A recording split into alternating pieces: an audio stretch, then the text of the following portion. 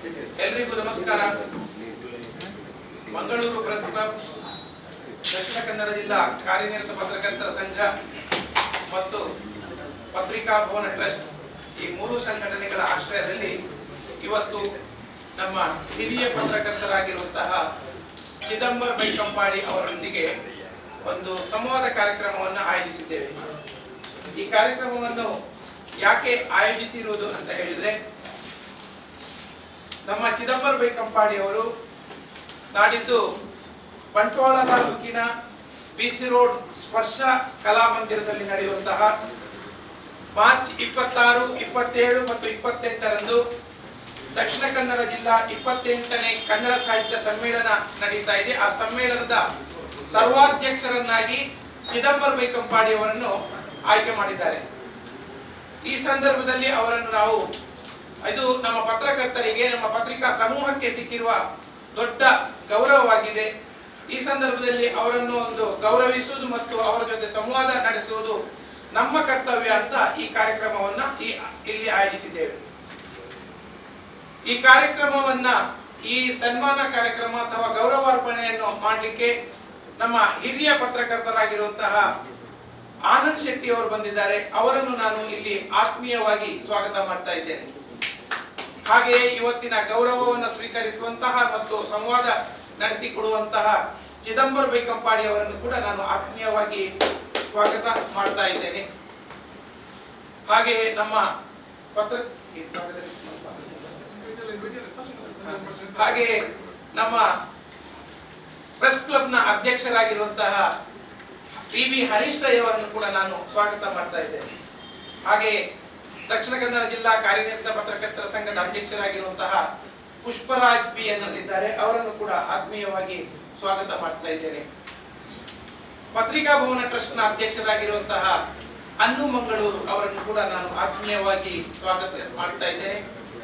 ಕರ್ನಾಟಕ ರಾಜ್ಯ ಕಾರ್ಯನಿರತ ಪತ್ರಕರ್ತರ ಸಂಘದ ಕಾರ್ಯಕಾರಿ ಸಮಿತಿ ಸದಸ್ಯರು, ನಮ್ಮ ಜಿಲ್ಲಾ ಸಂಘದ ನಿಕಟಪೂರ್ವ ಅಧ್ಯಕ್ಷರಾಗಿರುವಂತಹ ಶ್ರೀನಿವಾಸ್ ನಾಯಕ್ ಇಂದಾಜಿ ಅವರು ನಮ್ಮ ಜೊತೆ ಇದ್ದಾರೆ. ಅವರಿಗೂ ಕೂಡ ನಾನು ಆತ್ಮೀಯವಾಗಿ ಸ್ವಾಗತ ಮಾಡ್ತಾ ಇದ್ದೇನೆ. ನಮ್ಮ ಪ್ರೆಸ್ ಕ್ಲಬ್ನ ಪ್ರಧಾನ ಕಾರ್ಯದರ್ಶಿ ಇಬ್ರಾಹಿಂ ಅಡ್ಕಸ್ತಳ ಇದ್ದಾರೆ. ಅವರನ್ನು ಕೂಡ ಆತ್ಮೀಯವಾಗಿ ಸ್ವಾಗತ ಮಾಡ್ತಾ ಇದ್ದೇನೆ. ಮತ್ತು ತಾವೆಲ್ಲ ಇಲ್ಲಿ ಪ್ರೀತಿಯಿಂದ ಬಂದಿದ್ದೀರಿ. ನಮ್ಮ ಎಲ್ಲ ಆತ್ಮೀಯ ಮಿತ್ರರಿಗೆ, ಪತ್ರಕರ್ತ ಮಿತ್ರರಿಗೆ ಸ್ವಾಗತವನ್ನು ಮಾಡ್ತಾ ಇದ್ದೇನೆ.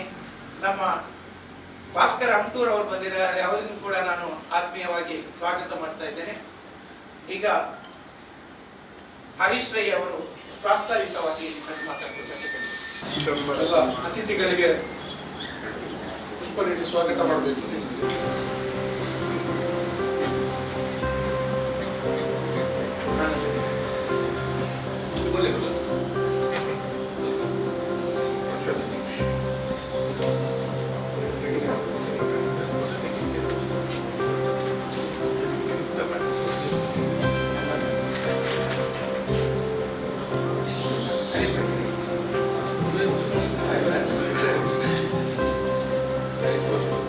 ಸ್ನೇಹಿತರೆಲ್ಲರಿಗೂ ಪ್ರೆಸ್ ಕ್ಲಬ್, ಪತ್ರಕರ್ತರ ಸಂಘ ಮತ್ತು ಪತ್ರಿಕಾ ಭವನ ಟ್ರಸ್ಟಿಯಿಂದ ಸ್ವಾಗತ. ಬಹಳ ಸುದೀರ್ಘವಾಗಿ ಮಾತನಾಡೋದಿಲ್ಲ. ಆರಿಫ್ನವರು ಉಲ್ಲೇಖ ಮಾಡಿದ್ರು, ಚಿದಂಬರ ಬೈಕಂಪಾಡಿ ಅವರು ದಕ್ಷಿಣ ಕನ್ನಡ ಜಿಲ್ಲೆಯ ಕನ್ನಡ ಸಾಹಿತ್ಯ ಪರಿಷತ್ನ ಸಮ್ಮೇಳನ ನಾಳೆಯಿಂದ ಬಂಟ್ವಾಳದಲ್ಲಿ ನಡೆಯಲಿಕ್ಕಿದೆ. ಅದರ ಸರ್ವಾಧ್ಯಕ್ಷರಾಗಿ, ಸಾಹಿತಿಯಾಗಿ, ಕವಿಯಾಗಿ, ಅತ್ಯಂತ ಮುಖ್ಯವಾಗಿ ಪತ್ರಕರ್ತರಾಗಿ ಬಹಳ ಸುದೀರ್ಘ ಕಾಲ ಸೇವೆಯನ್ನು ಸಲ್ಲಿಸಿದ ನಮಗೆಲ್ಲ ಬಹಳ ಆತ್ಮೀಯರು ಮತ್ತು ಮಾರ್ಗದರ್ಶಕ ಸ್ಥಾನದಲ್ಲಿ ಚಿದಂಬರ ಬೈಕಂಪಾಡಿ ಆಯ್ಕೆಯಾಗಿರುವುದು ನಮಗೆಲ್ಲ ಅತ್ಯಂತ ಹೆಮ್ಮೆ ಮತ್ತು ಗೌರವದ ವಿಷಯ ಅಂತ ನಾವು ಅಂದ್ಕೊಂಡಿದ್ದೇವೆ. ನಮ್ಗೆ ಗೊತ್ತಿಲ್ಲ, ಯಾರಾದ್ರೂ ಪತ್ರಕರ್ತರು ಜಿಲ್ಲಾ ಸಾಹಿತ್ಯ ಸಮ್ಮೇಳನದ ಅಧ್ಯಕ್ಷರಾದ ಉಲ್ಲೇಖ ಇಲ್ಲ. ನಾನು ಮನೋಹರ್ ಪ್ರಸಾದ್ ಅವರು ಕಾರ್ಕಳ ತಾಲೂಕಿನ ಅಧ್ಯಕ್ಷರಾಗಿದ್ದರು. ಗೋಪಾಲಕೃಷ್ಣ ಕುಂಟಿನಿ ಅವರು ಪುತ್ತೂರು ತಾಲೂಕಿನ ಸಾಹಿತ್ಯ ಸಮ್ಮೇಳನದ ಅಧ್ಯಕ್ಷರಾದ ನೆನಪು ನನಗೆ. ಬೇರೆ ಯಾರಾದ್ರೂ ಪತ್ರಕರ್ತರು ಇಷ್ಟು ದೊಡ್ಡ ಒಂದು ಗೌರವವನ್ನ ಜಿಲ್ಲೆಯ ಸಾಹಿತ್ಯ ಸಮ್ಮೇಳನದ ಅಧ್ಯಕ್ಷರಾದ ಬಹಳ ದೊಡ್ಡ ಗೌರವದ ಒಂದು ಸ್ಥಾನಮಾನ ಅದು ಚಿದಂಬರ ಬೈಕಂಪಾಡಿಯವರಿಗೆ ಪ್ರಾಪ್ತಿಯಾಗಿದ್ದು ಮತ್ತು ಅವರು ಬಹಳ ಅರ್ಹ ವ್ಯಕ್ತಿ. ಅದಕ್ಕೋಸ್ಕರ ಅವರನ್ನ ಸಾಹಿತ್ಯ ಪರಿಷತ್ ಆಯ್ಕೆ ಮಾಡಿದ್ರೆ ನಾವು ಅಂದ್ಕೊಂಡಿದ್ದೇನೆ. ನಾನು ಮುಂಗಾರು ದಿನಪತ್ರಿಕೆ, ಒಡ್ಡರ್ಸ್ ಅವರ ಮುಂಗಾರು ದಿನಪತ್ರಿಕೆ ನಮ್ಮ ನಾಡಿಗೆ ಬಹಳಷ್ಟು ಮಂದಿ ಪತ್ರಕರ್ತರನ್ನು ಕೊಟ್ಟಂತ ಪತ್ರಿಕೆಗೆ ದಿನೇಶ ಅವಿಭಟ್ಟು ಇರ್ಬೋದು, ಶಿವಸುಬ್ರಹ್ಮಣ್ಯ ಕಲ್ಮಡ್ಕ, ದಿವಂಗತ BT ರಂಜನ್, ಈಗ ಬಾಳ ಜಗನ್ನಾಥ್ ಶೆಟ್ಟಿ ಅವರು, ಅವರೆಲ್ಲ ಮುಂಗಾರು ಪತ್ರಿಕೆಯಿಂದ ಬಂದರು. ಮುಂಗಾರು ಪತ್ರಿಕೆಯಿಂದ ನಮ್ಮ ಕರಾವಳಿ ಜಿಲ್ಲೆಗೆ ಬಂದ ದೊಡ್ಡ ಒಂದು ಕೊಡುಗೆ ಯಾರು ಹೇಳಿದ್ರೆ ಅದು ಚಿದಂಬರ ಬೈಕಂಪಾಡಿ ಅವರು ವಡ್ಡರ್ ಸಾಹೇಬರ ಗರಡಿಯಲ್ಲಿ ಪಳಗಿ ಪತ್ರಿಕೋದ್ಯಮದ ಪದವಿಯನ್ನು ಪಡೆದು ಸ್ನಾತಕೋತ್ತರ ಪದವಿಯನ್ನು ಪಡೆದು ಪತ್ರಿಕೋದ್ಯಮಕ್ಕೆ ಬಂದವರಲ್ಲ.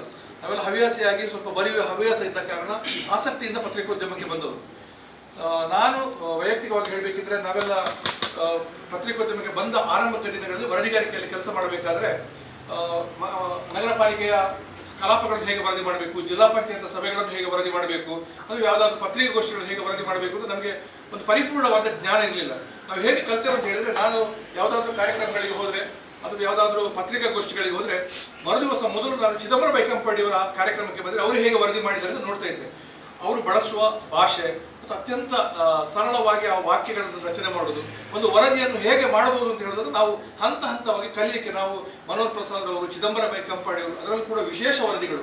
ಚಿದಂಬರ ಬೈಕಂಪಾಡಿಯವರು ಮಾಡೋ ವಿಷಯ ಒಂದು ಸೀಮಿತ ಶಬ್ದಗಳಲ್ಲಿ ಜಿಲ್ಲೆಯ ಸಮಸ್ಯೆಗಳನ್ನು ಅಥವಾ ಯಾವುದೇ ಒಂದು ವಿಷಯವನ್ನು ಒಂದು ತೆರೆದಿರುವಂಥ ಒಂದು ಬರವಣಿಗೆಯ ಸಾಮರ್ಥ್ಯವನ್ನು, ಹಾಗಾಗಿ ಪರೋಕ್ಷವಾಗಿ ನಮಗೆಲ್ಲ ಒಂದು ಗುರು ಸ್ಥಾನದಲ್ಲಿರುವರು ಚಿದಂಬರ ಬೈಕಂಪಾಡಿಯವರು. ನಮ್ಮ ಪತ್ರಕರ್ತರ ಸಂಘಕ್ಕೂ ಕೂಡ ಸಂಘದ ಪ್ರಧಾನ ಕಾರ್ಯದರ್ಶಿಯಾಗಿ ಬೇರೆ ಬೇರೆ ಪದಾಧಿಕಾರಿಯಾಗಿ ಕೂಡ ಅವರು ಕೆಲಸ ಮಾಡಿದವರು. ಜಿಲ್ಲೆಯ ರಾಜಕಾರಣಿಗಳ ಜೊತೆ, ಹಿರಿಯ ರಾಜಕಾರಣಿಗಳ ಜೊತೆ, ಹಿರಿಯ ಸಾಹಿತಿಗಳ ಜೊತೆ ತುಂಬ ಒಡನಾಟವನ್ನು ಇಟ್ಕೊಂಡವರು. ನಿಮಗೆ ಹಳೆಯ ತಲೆಮಾರಿನ ಯಾವುದೇ ಪತ್ರಕರ್ತರಿಗೆ ನಾವು ರಾಜಕಾರಣಿಗಳು ತುಂಬ ವಯಸ್ಸಾದವರು ನಾವೇನಾದರೂ ಭೇಟಿಯಾದರೆ ಅವರು ಚಿದಂಬರ ಬೈಕಂಪಾಡಿಯವರು ಕೇಳ್ತಾರೆ, ಮನೋಹರ್ ಪ್ರಸಾದರ ಬಗ್ಗೆ ವಿಚಾರಣೆ ಮಾಡ್ತಾರೆ. ಯಾವುದಾದ್ರೂ ಹಿರಿಯ ಸಾಹಿತಿಗಳಿಗೂ ಕೂಡ ಚಿದಂಬರ ಬೈಕಂಪಾಡಿಯವರ ಬಗ್ಗೆ ಅವರು ವರದಿ ಮಾಡಿಕೊಂಡಿದ್ದ ದಿನಗಳು, ಅವರು ಕವಿಯಾಗಿ ಸಾಹಿತ್ಯ ಕ್ಷೇತ್ರದಲ್ಲಿ ಮಾಡಿದಂಥ ಕೆಲಸಗಳ ಬಗ್ಗೆ ನಮ್ಮಲ್ಲಿ ನೆನಪು ಮಾಡಿಕೊಳ್ತಾರೆ. ಹಾಗಾಗಿ ತುಂಬ ಎತ್ತರದ ಸ್ಥಾನದಲ್ಲಿ ಒಬ್ಬ ಪತ್ರಕರ್ತ ಇರುವಂಥದ್ದು ನಮಗೆ ಬಹಳ ಖುಷಿಯ ವಿಷಯ. ತುಂಬ ಬಾರಿ ನಮ್ಮ ಕಾರ್ಯಕ್ರಮಗಳಿಗೆ ಬಂದಿದ್ದಾರೆ. ಇವತ್ತು ನಮಗೆ ನಿನ್ನೆ ಬೆಳಿಗ್ಗೆ 2 ದಿವಸ ಮೊದಲು ರಮೇಶ್ ಬೆರ್ನಲ್ಲಿ ನೆನಪು ಮಾಡಿದ್ರು, ಚಿದಂಬರ ಬೈಕಂಪಾಡಿ ಅಧ್ಯಕ್ಷ ಬಂದಿದ್ರು. ನಾವು ಆಕ್ಚುಲಿ ನಮ್ಮ ಪ್ರೆಸ್ ಕ್ಲಬ್ಬಿನ ಸಭೆಯಲ್ಲಿ ಮೊನ್ನೆ ನಿರ್ಣಯ ಮಾಡಿದ್ದೆವು, ಬೇರೆ ರೀತಿಯಲ್ಲಿ ಅವರಿಗೊಂದು ಸನ್ಮಾನ ಕಾರ್ಯಕ್ರಮ ಮಾಡೋದಾದ್ರೆ ಮತ್ತೆ ಪತ್ರಕರ್ತರು ನಮಗೆಲ್ಲ ಸಮ್ಮೇಳನದ ಮೊದಲು ಅವರದೊಂದು ಸಂವಾದ ಕಾರ್ಯಕ್ರಮವನ್ನು ಏರ್ಪಾಡು ಮಾಡಬೇಕು ಅಂತ ವಿನಂತಿ ಮಾಡಿಕೊಂಡ ಮೇಲೆ ನಾನು ಅವರಿಗೆ ಮೊನ್ನೆ ಫೋನ್ ಮಾಡಿ ಸರ್ ತಾವು ಬರಬೇಕು ಅಂತ ಹೇಳಿದ್ರು. ಬಹಳ ಖುಷಿಯಿಂದ ನಮ್ಮ ಮೇಲಿನ ಅಭಿಮಾನದಿಂದ ಒಪ್ಪಿಕೊಂಡಿದ್ದಾರೆ. ನಾನು ಮತ್ತೊಮ್ಮೆ ಬಹಳ ಗೌರವದಿಂದ ನಮ್ಮೆಲ್ಲರ ಪರವಾಗಿ ಚಿದಂಬರ ಬೈಕಂಪಾಡಿಯವರನ್ನ ಸ್ವಾಗತ ಮಾಡಿಕೊಂಡು, ಜೊತೆಗೆ ನಾವೆಲ್ಲ ಅನುಭವ ಮತ್ತು ವಯಸ್ಸಿನಲ್ಲಿ ಬಹಳ ಕಿರಿಯರವರಿಗೆ, ಹಾಗಾಗಿ ಸನ್ಮಾನ ಕಾರ್ಯಕ್ರಮವನ್ನು ನಾವು ಏರ್ಪಾಡು ಮಾಡಬಹುದಷ್ಟು, ಸನ್ಮಾನ ಮಾಡುವವರು ಅವರ ಸಮಕಾಲೀನರು ಅಥವಾ ಯಾರಾದ್ರೂ ಹಿರಿಯರು ಇರಬೇಕು ಅಂತ ಹೇಳೋ ಯೋಚನೆಯಲ್ಲಿ ನಮಗೆಲ್ಲರಿಗೂ ಮಾರ್ಗದರ್ಶಕ ಸ್ಥಾನದಲ್ಲಿ ನಮ್ಮ ಸಂಘದ ಅಧ್ಯಕ್ಷರಾಗಿ, ಪ್ರೆಸ್ ಕ್ಲಬ್ಬಿನ ಅಧ್ಯಕ್ಷರಾಗಿ, ಪ್ರೆಸ್ ಕ್ಲಬ್ಬಿನ ಸ್ಥಾಪನೆಯನ್ನು ಮಾಡಿ ನಮ್ಮ ಟ್ರಸ್ಟಿನ ಅಧ್ಯಕ್ಷರಾಗಿ ಕೆಲಸ ಮಾಡಿದಂಥ ಆನಂದ್ ಶೆಟ್ಟಿ ಅವರು ಈ ಜೊತೆಗಿದ್ದು ಅವರಿಂದ ಈ ಸನ್ಮಾನ ನೆರವೇರಿಸಿದರೆ ಅರ್ಥಪೂರ್ಣ ಆಗಿರ್ತದೆ ಅಂತ ನಾವೆಲ್ಲ ಅಂದ್ಕೊಂಡು ಆನಂದ್ ಶೆಟ್ಟಿ ಅವರನ್ನು ಕೂಡ ಆಹ್ವಾನ ಮಾಡಿಕೊಂಡಿದ್ದೆ. ನಮ್ಮೆಲ್ಲ ಕಾರ್ಯಕ್ರಮಗಳಿಗೆ ಸದಾಕಾಲ ಬರುವವರು ಅವರನ್ನು ಕೂಡ ಬಹಳ ಗೌರವದಿಂದ ಸ್ವಾಗತ ಮಾಡಿಕೊಂಡು, ನಮ್ಮ ಸಂಘದ ಟ್ರಸ್ಟಿನ ಪ್ರೆಸ್ ಕ್ಲಬ್ನ ಪದಾಧಿಕಾರಿಗಳು ಮತ್ತು ತಾವೆಲ್ಲರೂ ಇದ್ದೀರಿ, ಎಲ್ಲರನ್ನು ಬಹಳ ಪ್ರೀತಿಯಿಂದ ಸ್ವಾಗತ ಮಾಡಿಕೊಂಡು ಚಿದಂಬರ ಬೈಕಂಪಾಡಿಯವರ ಒಂದು ಸರ್ವಾಧ್ಯಕ್ಷತೆಯಲ್ಲಿ ದಕ್ಷಿಣ ಕನ್ನಡ ಜಿಲ್ಲೆಯ ಈ ಕನ್ನಡ ಸಾಹಿತ್ಯ ಪರಿಷತ್ತಿನ ಒಂದು ಸಮ್ಮೇಳನ ಅತ್ಯಂತ ಯಶಸ್ವಿಯಾಗಿ ನಡೆಯಲಿ ಅಂತ ಹೇಳಿ ನಮ್ಮೆಲ್ಲರ ಪರವಾಗಿ ಅವರಿಗೆ ಶುಭವನ್ನು ಕೂಡ ಹಾರೈಸ್ತೀನಿ. ಪಿ ಹರೀಶ್ ರೈ ಅವರಿಗೆ ಕೃತಜ್ಞತೆಗಳು. ಸನ್ಮಾನವನ್ನು ಅಲ್ಲಿ ಕೆಳಗೆ ನೆರವೇರಿಸುವ ಅದಕ್ಕಿಂತ ಮೊದಲು ಚಿದಂಬರ ಬೈಕಂಪಾಡಿ ಅವರು ಪತ್ರಕರ್ತರು ಮಾತ್ರ ಅಲ್ಲ, ಕವಿಗಳು, ಸಾಹಿತಿಗಳು ಅಂತ ಈಗಾಗಲೇ ಹರೀಶ್ ರೈ ಅವರು ಉಲ್ಲೇಖ ಮಾಡಿದರು.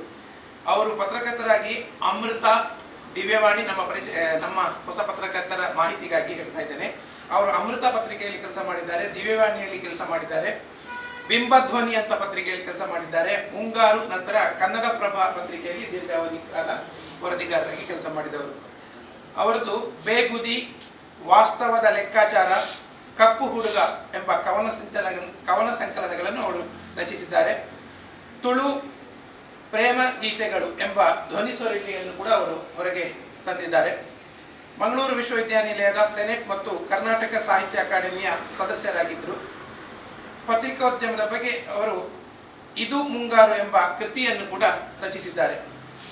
ದಕ್ಷಿಣ ಕನ್ನಡ ಜಿಲ್ಲಾ ರಾಜ್ಯೋತ್ಸವ ಪ್ರಶಸ್ತಿ, ಕರ್ನಾಟಕ ಪತ್ರಕರ್ತರ ಸಂಘದ ಅತ್ಯುತ್ತಮ ತನಿಖಾ ಪತ್ರಕರ್ತ ಗೌರವ ಪ್ರಶಸ್ತಿ, ಕರ್ನಾಟಕ ಮಾಧ್ಯಮ ಅಕಾಡೆಮಿಯ ಪ್ರಶಸ್ತಿ, ಡಾಕ್ಟರ್ ಕೋಟ ಶಿವರಾಮ ಕಾರಂತ ಪ್ರಶಸ್ತಿ ಮತ್ತು 2025ನೇ ಸಾಲಿನ ವಡ್ಡರ್ಸೆ ರಘುರಾಮ ಶೆಟ್ಟಿ ಪತ್ರಿಕೋದ್ಯಮ ಪ್ರಶಸ್ತಿ ಕೂಡ ಅವರು ಭಾಜನರಾಗಿದ್ದಾರೆ.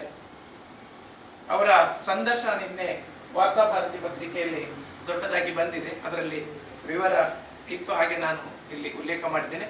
ಅವರಿಗೆ ಈಗ ಆನಂದ್ ಶೆಟ್ಟಿ ಅವರು ಗೌರವ ಅರ್ಪಣೆ ಮಾಡ್ತಾ ಇದ್ದಾರೆ.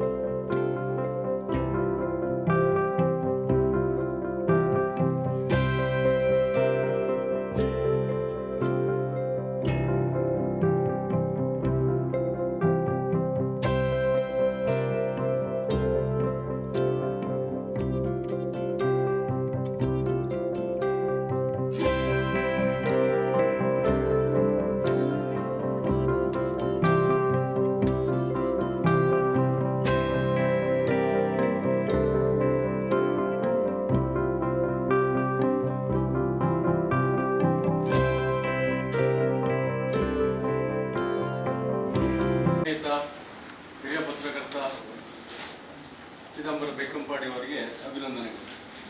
ಈಗಾಗಲೇ ಹೇಳಿದ ಹಾಗೆ ಇದೊಂದು ನಮ್ಮ ಪತ್ರಕರ್ತ ಸಮುದಾಯಕ್ಕೆ ಸಂದ ಗೌರವ ಅಂತ ಹೇಳ್ಬೋದು.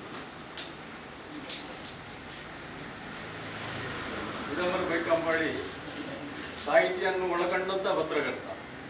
ಅವರು ಕಥೆಗಾರ, ಕವಿ, ಕಾದಂಬರಿ, ಬೇರೆ ಬೇರೆ ರೀತಿಯ ಸಾಹಿತ್ಯಗಳನ್ನು ರಚಿಸಿದರು. ಇದನ್ನೆಲ್ಲ ನೋಡಿಕೊಂಡು ಅವರೊಂದು ಸಮರ್ಥ ಸೂಕ್ತ ಅಭ್ಯರ್ಥಿ ಅಂತೇಳಿ ಆಯ್ಕೆ ಮಾಡಿರುವ ಜಿಲ್ಲಾ ಕನ್ನಡ ಸಾಹಿತ್ಯ ಪರಿಷತ್ತಿನವರಿಗೆ ಕೂಡ ನಾನು ಈ ಸಲ ಈಗ ಕೃತಜ್ಞತೆಗಳನ್ನು ಅರ್ಪಿಸ್ತೇನೆ.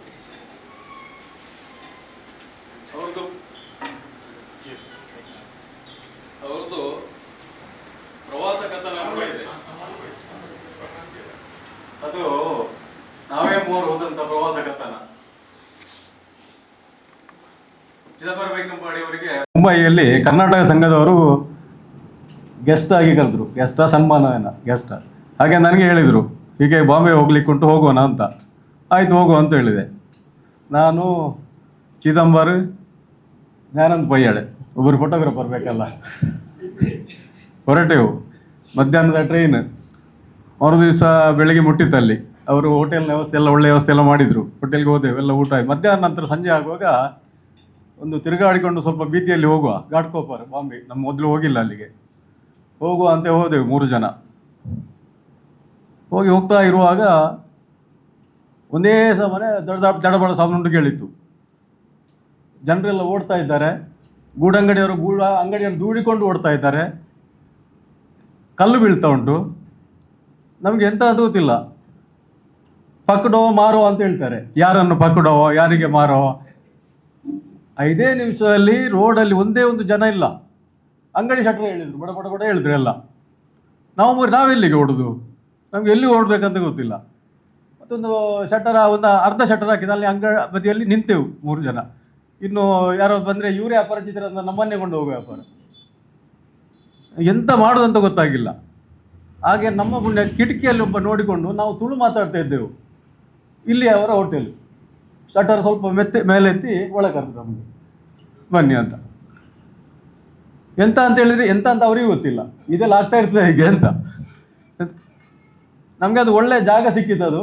ನಾವು ಆರಾಮಲ್ಲಿ ಕೂತೆವು. ಅರ್ಧ ಗಂಟೆಯಲ್ಲಿ ಶಟರ್ ಓಪನ್ ಆಯಿತು. ರೋಡಲ್ಲಿ ನೋಡ್ತೇವೆ ನಾವು, ಹಿಂದೆ ನೋಡಿದ ರೋಡೇ ಅಲ್ಲ, ಪುನಃ ಅದೇ ರೀತಿ ಉಂಟು. ಪೂರ್ತಿ ಅಂಗಡಿ ವ್ಯಾಪಾರ ಮಾಡ್ತಾ ಇದ್ದಾನೆ. ಗೂಡಂಗಡಿಯವರು ಬಂದಿದ್ದಾರೆ. ಜನ ಯಥಾ ಪ್ರಕಾರ ಸಂಚಾರ ಉಂಟು. ಎಂತ ಅಂತ ಕೇಳಿದ್ರೆ ಯಾರಿಗೂ ಗೊತ್ತಿಲ್ಲ. ಅವರು ಓಡಿಸ್ಕೊಂಡು ಬಂದವರು ಯಾರು, ಓಡಿದವರು ಯಾರು, ಯಾಕೆ ಓಡಿದ್ರು ಏನೂ ಗೊತ್ತಿಲ್ಲ. ಮತ್ತು ನಾವು ಅಲ್ಲೇ ಇದ್ದು ಎಲ್ಲ ಊಟ ಎಲ್ಲ ವ್ಯವಸ್ಥೆ ಅಲ್ಲೇ ಆಯಿತು. ಅವರು ಒಳ್ಳೆ ಟ್ರೀಟ್ಮೆಂಟ್ ಎಲ್ಲ ಮಾಡಿದರು, ಹೋಟ್ಲ್ನವರು ಕೂಡ, ನಮ್ಮ ಊರಿನವರು ಅಂತೇಳಿ ವಾಪಸ್ ಹೋದೆವು. ಅದನ್ನೊಂದು ಬಾರಿ ಸೊಗಸಾಗಿ ಬರೆದಿದ್ದಾರೆ. ಅದು ಪ್ರವಾಸ ಕಥನ ಹೇಳಿದ್ದು ನಾನು. ಹಾಗಾಗಿ ಅವರ ಸಾಹಿತ್ಯದಲ್ಲಿ, ವಿವಿಧ ಪ್ರಕಾರ ಸಾಹಿತ್ಯದಲ್ಲಿ ಅದು ಕೂಡ ಸೇರಿಕೊಂಡಿದೆ. ಅದನ್ನು ಒಂದು ಬುಕ್ ಮೆನ್ಷನ್ ಉಲ್ಲೇಖ ಮಾಡಿದ್ದಾರೆ ಎಲ್ಲ, ಇಡೀ ನಮ್ಮ ಮುಂಬೈ ಪ್ರವಾಸ ಅಂತೇಳಿ. ಹಾಗಾಗಿ ಈ ಒಂದು ಈಗಲೇ ಹೇಳಿದಾಗೆ ಪತ್ರಕರ್ತರಿಗೆ ಮೊದಲ ಗೌರವ ಸಾಹಿತ್ಯ ಸಮ್ಮೇಳನದ ಸರ್ವಾಧ್ಯಕ್ಷರ ಆಯ್ಕೆ ಮಾಡಿರುವುದು. ಈ ಒಂದು ಆಯ್ಕೆ ಮಾಡಿರುವ ಹಿನ್ನೆಲೆಯಲ್ಲಿ ಈ ದಿನ ಪತ್ರ ಸಂಘದ ಅಧ್ಯಕ್ಷರು ಪುಷ್ಪರಾಜ್,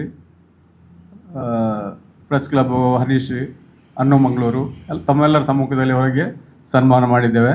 ಅವರ ಒಂದು ಈ ಸರ್ವಾಧ್ಯಕ್ಷ ನಡೆಯುವ ಸಮ್ಮೇಳನ ಅತ್ಯಂತ ಯಶಸ್ವಿಯಾಗಿ ಸಂಪನ್ನಗೊಳ್ಳಿ ಅಂತೇಳಿ ಹಾರೈಸ್ತೇನೆ. ಅದೇ ರೀತಿ ಅವರಿಗೆ ಇನ್ನು ಮುಂದೆ ಕೂಡ ಇಂಥ ಒಂದು ಅವಕಾಶಗಳು ದೊರೀಲಿ ಅಂತಲೂ ಹೇಳ್ತೇನೆ. ಈ ಒಂದು ಅವರಿಗೆ ಸನ್ಮಾನದ ವ್ಯವಸ್ಥೆ ಮಾಡಿದಂಥ ಎಲ್ರಿಗೂ ಧನ್ಯವಾದ ಅರ್ಪಿಸಿ ನನ್ನ ಮಾತು ಮುಗಿಸಿ. ಆಮೇಲೆ ನಮಗೆ ಸಾಹಿತ್ಯ ಸಮ್ಮೇಳನದ ಬಗ್ಗೆ, ಈಗಿನ ಸಾಹಿತ್ಯ ಕ್ಷೇತ್ರದ ಬಗ್ಗೆ ತಮ್ಗೆ ಏನಾದರೂ ಪ್ರಶ್ನೆಗಳಿದ್ರೆ ಸಮಕಾಲೀನ ಪತ್ರಿಕೋದ್ಯಮದ ಬಗ್ಗೆ ಕೂಡ ಚಿದಂಬರ ಬೈಕಂಪಳ್ಳಿ ನಿಮ್ಮ ಜೊತೆ ಸಂವಾದ ಮಾಡಲಿಕ್ಕಿದೆ. ನನ್ನನ್ನು ಪತ್ರಿಕಾ ಭವನಕ್ಕೆ ಕರೆದು ನನಗೆ ಉತ್ತಮವಾಗಿ ಸನ್ಮಾನ ಮಾಡಿದ್ದೀರಿ. ಮಾಡಿದಂಥ ಆನಂದ್ ಶೆಟ್ಟರಿಗೆ ಮತ್ತು ಕಾರಣೀಭೂತರಂಥ ಎಲ್ಲರಿಗೂ ಕೂಡ ಪತ್ರಿಕಾ ಸಮೂಹಕ್ಕೆ ನಾನು ಕೃತಜ್ಞತೆಯನ್ನು ಸಲ್ಲಿಸ್ತೇನೆ. ಈ ಸಾಹಿತ್ಯ ಸಮ್ಮೇಳನದ ಸರ್ವಾಧ್ಯಕ್ಷತೆ ಅಂತ ಹೇಳುವಂಥದ್ದು ಒಂದು ದೊಡ್ಡ ಗೌರವ. ಈ ಗೌರವವನ್ನು ಕೊಟ್ಟದ್ದು ವಿಶೇಷವಾಗಿ ನನಗೆ ಕನಸು ಮನಸ್ಸಿನಲ್ಲೂ ಎನಿಸಿರಲಿಲ್ಲ. ನನಗೆ ಪತ್ರಿಕೆಯಲ್ಲಾದರೆ ಒಂದು ನಿರೀಕ್ಷೆ ಇರ್ತದೆ, ಈ ಸಲ ಅದು ಪ್ರಶಸ್ತಿ ಕೊಡ್ಬೋದಾ ಏನೋ ಅಂತ ಹೇಳೋ ನಿರೀಕ್ಷೆ ಇರ್ತದೆ. ಆದರೆ ಈ ಸಾಹಿತ್ಯ ಸಮ್ಮೇಳನದ ಸರ್ವಾಧ್ಯಕ್ಷತೆ ಅನಿರೀಕ್ಷಿತ. ಮತ್ತು ಅದರ ಯಾರಿದ್ದಾರೆ ಅಂತ ಹೇಳೋ ಒಂದು ಕಲ್ಪನೆ ನನಗಿಲ್ಲ. ಅಂದರೆ ಮೀಟಿಂಗ್ ಮಾಡ್ತಾರೆ, ಒಬ್ಬರು ಸೆಲೆಕ್ಟ್ ಮಾಡ್ತಾರೆ ಅಂತೇಳಿ ಒಂದು ಸೂಚನೆ ಇರ್ತದಲ್ಲ, ಆ ಸೂಚನೆ ಇಲ್ಲದೆ ನನಗೆ ಗೊತ್ತೇ ಇಲ್ಲ. ಅಂದರೆ ಆ ರೀತಿ ಆಕಸ್ಮಿಕವಾಗಿ ಒಂದು ಆಯ್ಕೆ ಮಾಡಿದ್ದಾರೆ ಸಾಹಿತ್ಯ ಪರಿಷತ್ನವರು. ಅದಕ್ಕಾಗಿ ನಾನು ಕೃತಜ್ಞತೆ ಸಲ್ಲಿಸ್ತೇನೆ. ಮುಖ್ಯವಾಗಿ ಓರ್ವ ಪತ್ರಕರ್ತರ ನೆಲೆಯಲ್ಲಿ ನನ್ನನ್ನು ಗುರುತಿಸಿದ್ದು ಅದು ಅವರ ದೊಡ್ಡತನ ಅಂತೇಳಿ ಹೇಳಲಿಕ್ಕೆ ಬಯಸ್ತೇನೆ. ಅಂದರೆ ಪತ್ರಕರ್ತರಾಗಿ ದಿವಂಗತ ಮನೋಹರ್ ಪ್ರಸಾದರು ಇದ್ದರು. ಅವರಿಗೆ ಕಾರ್ಕಳ ತಾಲೂಕಿನ ಸರ್ವ ಅಧ್ಯಕ್ಷತೆಯನ್ನು, ಸಾಹಿತ್ಯ ಸಮ್ಮೇಳನ ಅಧ್ಯಕ್ಷತೆಯನ್ನು ಕೊಟ್ಟಿದ್ದರು. ಮತ್ತು ಈಗ ಈ ಜಿಲ್ಲೆಯ ಸಮಗ್ರ ಸಾಹಿತ್ಯದ ಹಿನ್ನೆಲೆಯಲ್ಲಿ ನನ್ನನ್ನು ಆಯ್ಕೆ ಮಾಡಿದ್ದಾರೆ. ಇದು ಪತ್ರಕರ್ತರಿಗೆ ಸಿಕ್ಕಿದಂಥ ಒಂದು ಸ್ಥಾನ, ದೊಡ್ಡ ಗೌರವ ಅಂತೇಳಿ ನಾನು ತಿಳ್ಕೊಳ್ತೇನೆ. ನಿಮ್ಮೆಲ್ಲರ ಪರವಾಗಿ ನಾನು ಕೂಡ ಕೃತಜ್ಞತೆಯಿಂದಲೇ ಈ ಸ್ಥಾನವನ್ನು ವಹಿಸ್ಕೊಳ್ತೇನೆ ಅಂತ ಹೇಳುವ ಮಾತನ್ನು ನಿಮಗೆ ಕೊಡಲಿಕ್ಕೆ ಬಯಸ್ತೇನೆ. ಪತ್ರಕರ್ತನಾಗಿ ಸುಮಾರು ವರ್ಷ ದುಡಿದ ಅನುಭವ, ಕವಿಯಾಗಿ, ಕಥೆಗಾರನಾಗಿ ಸಾಕಷ್ಟು ಕೆಲಸವನ್ನು ಕೂಡ ಮಾಡಿದ್ದಾರೆ. ಈ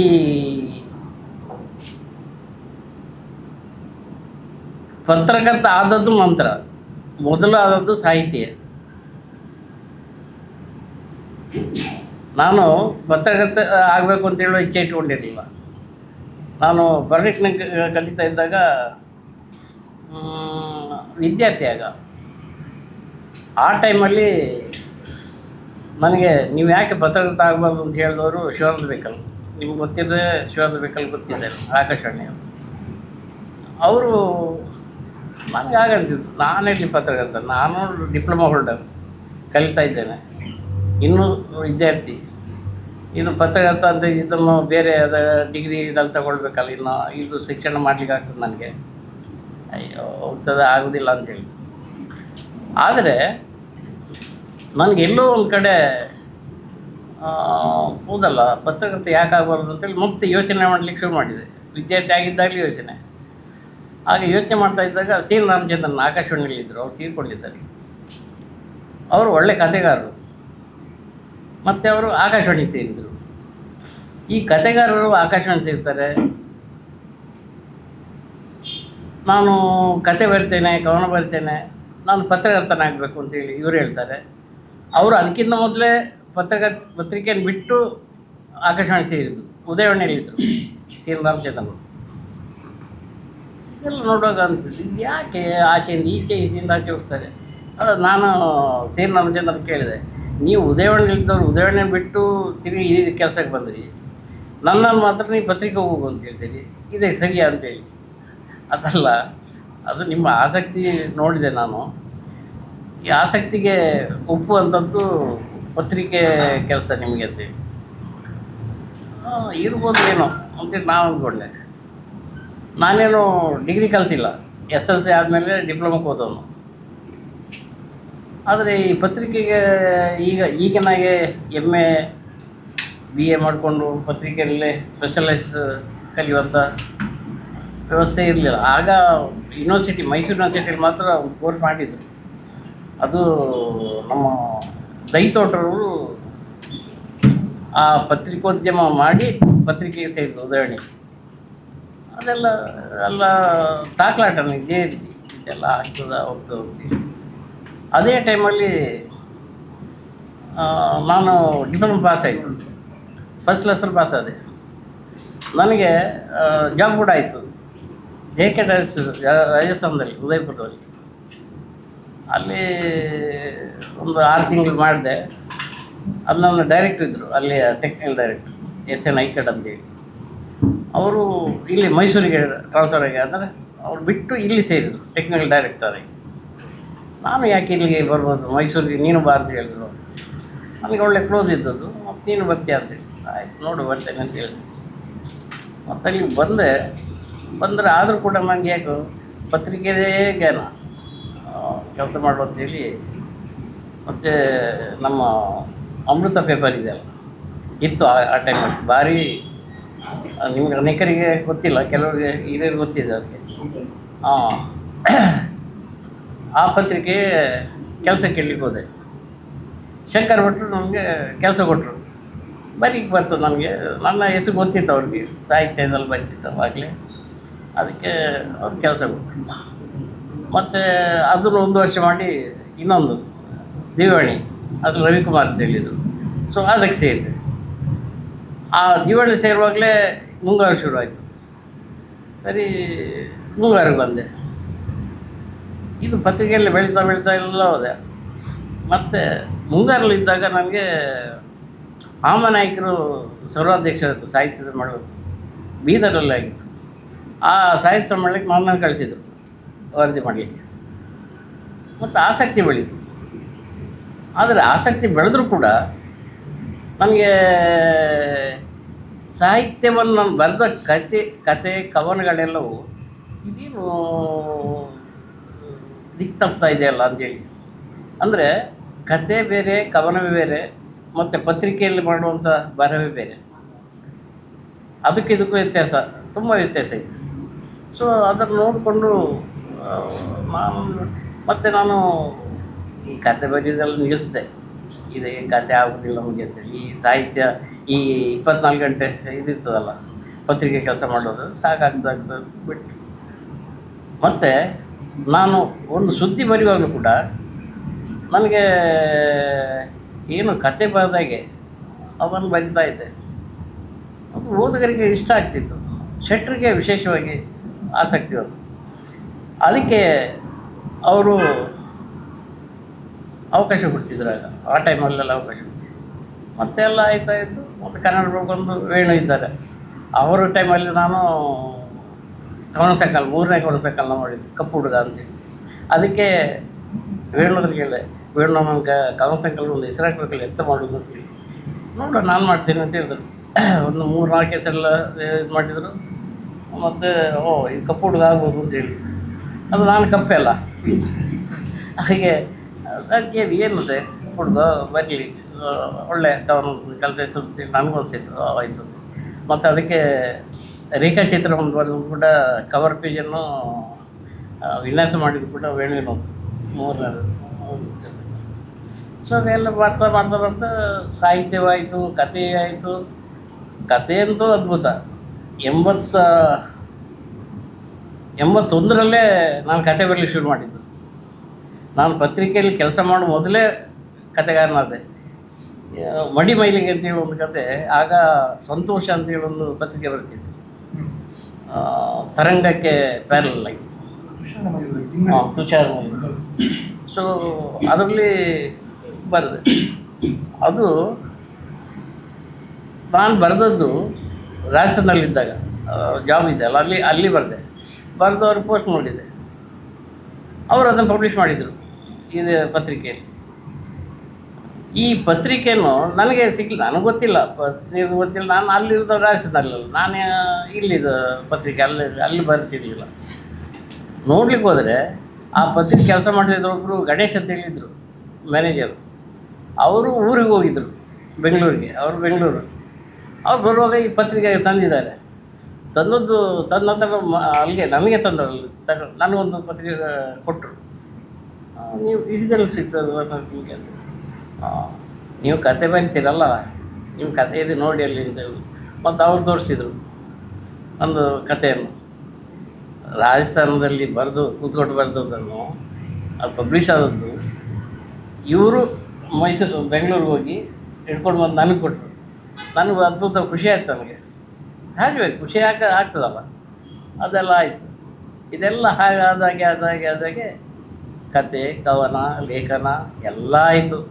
ಈ ಶೆಟ್ರದೆಲ್ಲ ನಾನು ಇವಾಗ ಕವನ ಈಗ ಏನೋ ಬರಿತಾ ಇದ್ದೀನಿ ಅಂತ ಹೇಳಿದ್ರೆ ಶೆಟ್ರು ಹೇಳೋದು, ಬರೀ ಅದು ರಿಪೋರ್ಟ್ ಬರಿಯ ಮೊದಲು ಅಂತೇಳಿ, ಕವನ ಬರ್ಕೊಂಡು ಏನು ಮಾಡ್ತೀನಿ ರಿಪೋರ್ಟ್ ಬರಿಯ ಅಂತೇಳಿ. ಹಾಗೆ ಶೆಟ್ರದ್ದು ಇದು ಈ ಎರಡು ತಾಕಲಾಟದಲ್ಲಿ ಎರಡನ್ನು ಕೂಡ ಒಟ್ಟೊಟ್ಟಿಗೆ ಮಾಡ್ತಾ ಬಂದೆ. ಇದು ನಮ್ಮ ಪತ್ರಿಕಾ ಜೀವನದ ಆರಂಭದ ದಿನಗಳ ಒಂದು ವ್ಯವಸ್ಥೆ. ಮತ್ತು ಆಗಿನ ಕಾಲದಲ್ಲಿ 6 ಜನ ಪತ್ರಕರ್ತರು, 6 ಜನ. ನಾವೇ ಹೋಗಬೇಕು ಎಲ್ಲಿಗೆ, ಬೈಂದೂರಿಗೆ ಏನಾದರೂ ಒಂದು ಸಮ್ಮೇಳನ ಇದೆ, ಒಂದು ಕಾರ್ಯಕ್ರಮ ಇದೆ, ನಾವೇ ಹೋಗಬೇಕು. ಧರ್ಮಸ್ಥಳದಲ್ಲಿ ಸಮ್ಮೇಳನ ಇದೆ, ನಾವೇ ಹೋಗಬೇಕು. ಸುಳ್ಯದಲ್ಲಿದ್ದರೂ ನಾವೇ ಹೋಗಬೇಕು. ಅಂದರೆ ಅದೇ ಟೈಮಲ್ಲಿ ಕರೆಸಿದ್ರು ನಮ್ಮನ್ನೆಲ್ಲ, ಕಾರೆಲ್ಲ ಕೊಟ್ಟು ಕರೆಸೋ ವ್ಯವಸ್ಥೆ ಇತ್ತು. ಅಂದರೆ ಪತ್ರಕರ್ತರು ಇಲ್ಲ ಅಂಥ ಒಂದು ವ್ಯವಸ್ಥೆ. ಆ ಟೈಮಲ್ಲೆಲ್ಲ ಈ ರಾಜಕಾರಣಿಗಳು ಹೇಳಿದ್ರು ಇವರು. ಅದಕ್ಕಾಗಿ ನಾನು ಹೇಳೋದು, ನಮ್ಮನ್ನು ಕಂಡ ತಕ್ಷಣ ಹೆದರಿಕೆ ಅವರಿಗೆ, ಆಗಿನ ಕಾಲದ ರಾಜಕಾರಣಿಗಳಿಗೆ. ಇವರು ಪತ್ರಕರ್ತರು ಬಂದರು, ಜಾಗ್ರತೆ ಮಾತಾಡಬೇಡಿ ಅಂತೇಳಿ. ನಮ್ಮನ್ನು ನೋಡಿದ ತಕ್ಷಣ ಅವರು ಹೆದರ್ತಿದ್ರು. ಹೆದರಿಕೆಯಿಂದ ಅಷ್ಟು ಹೆದರಿಕೆ ಒಂದು ಇದು. ಆಗಿನ ಕಾಲದಲ್ಲಿ ಏನಿತ್ತು, ಈಗಿನಾಗೆ ಪತ್ರಿಕಾಗೋಷ್ಠಿ ಎಲ್ಲ ಇರಲಿಲ್ಲ, ವ್ಯತ್ಯಾಸಗಳಿದ್ದವು. ಆಗ ನಾವು 6 ಜನ ಇದ್ದರೂ ಕೂಡ ನಮ್ಮಲ್ಲಿ ಒಂದು ವ್ಯವಸ್ಥೆ, ಚಿದಂಬರ ನೀ ಕೇಳು ಅಂತೇಳಿ. ಅದರಲ್ಲಿ ಪೂರ್ಣವಾಗಿ ಬೆಂಬಲಿಸಿದವರು ನಮ್ಮ ನರಸಿಂಹರಾವ್ ಪ್ರಶ್ನೆ ಕೇಳೋದಿಲ್ಲ, ಸುಮ್ಮನೆ ಇರ್ತಾರೆ. ಮತ್ತು ನಾವೆಲ್ಲ ಕೇಳಿ ಎಲ್ಲ ಮುಗಿಸಿದ ನಂತರ ನರಸಿಂಹರಾವ್ ತೆಗೆದಿದ್ದಾರೆ. ಆ ರೀತಿ ಒಂದು ವ್ಯವಸ್ಥೆ. ಮತ್ತು ನಾವು ಪ್ರಶ್ನೆ ಎಲ್ಲ ಕೇಳಿದರೆ ಮತ್ತು ಅವರೇ ರಾಜಕಾರಣಿಗಳೇನಾದರೂ ಕೌಂಟ್ರ್ ಉತ್ತರ ಕೊಟ್ಟರೆ ಗೋಪಾಲಕೃಷ್ಣ ಅವರು ಕೇಳ್ತಾರೆ. ಈ ರೀತಿಯ ಒಂದು ವ್ಯವಸ್ಥೆ. ನಾವೆಲ್ಲ ಅಡ್ಜಸ್ಟ್ಮೆಂಟ್ ಪತ್ರಕರ್ತರು, ಈ ಪ್ರಶ್ನೆಗಳಿಗೆ ಮಾತ್ರ ಅಡ್ಜಸ್ಟ್ಮೆಂಟ್. ಮತ್ತು ಅವರು ಕೊಟ್ಟ ಉತ್ತರವನ್ನು ಬದುಕಲು ನಮ್ಮದು ರಾಜಿ ಇಲ್ಲ ಯಾರ್ದು ಕೂಡ. ನಾನು ನನ್ನ ಮನೋರಥ ಕೇಳ್ತಿರಲಿಲ್ಲ, ನನ್ನ ಕೇಳ್ತಿರಲಿಲ್ಲ. ಎಷ್ಟೋವರೆಗೆ ನಾವು ಒಂದೇ ಪ್ರೆಸ್ ಮೀಟ್ಗೆ ಹೋಗಿ ರಾತ್ರಿ ಅವ್ರ ಮನೆಯಲ್ಲೇ ಅವ್ರ ಜೊತೆಯಲ್ಲಿ ಗುಂಡಾಕಿ ತಿಂದು ಎಲ್ಲ ತಿಂದು ಒಂದೇ ಬೆಡ್ಡಲ್ಲಿ ಮಲಗ್ತಿದ್ದೆವು. ಆದರೆ ಅವರು ತಪ್ಪಿನ ನಂತರ ನೀನೇನು ಬಂದಿದ್ದಿ ಕೇಳ್ತಿರಲಿಲ್ಲ, ನಾನು ಕೂಡ ಅವ್ರನ್ನ ಕೇಳ್ತಿರಲಿಲ್ಲ. ಆ ಟೈಮಲ್ಲಿ ನಮ್ಮ ಪತ್ರಿಕೆ ವಿಷಯ ಮಾತಾಡ್ತಿರಲಿಲ್ಲ ನಾವು. ಮರುದಿನ ಬೆಳಿಗ್ಗೆ ಪತ್ರಿಕೆ ತರಿಸೋದು, ಅವ್ರ ಮನೇಲಿ ಇದ್ದಾಗಲ್ಲ ನಾವು ಹೇಳೋದು, ಪತ್ರಿಕೆ ತರಿಸಿ ನೋಡೋದು, ನೋಡು ಚಿದಂಬರ ನೀನು ಇದು ಬರ್ತಿದ್ದಲ್ಲ ಅಂತ. ಅವ್ನು ನನ್ನ ಪತ್ರಿಕೆ ಓದೋದು, ನಾನು ಅವನ ಪತ್ರಿಕೆ ಓದೋದು.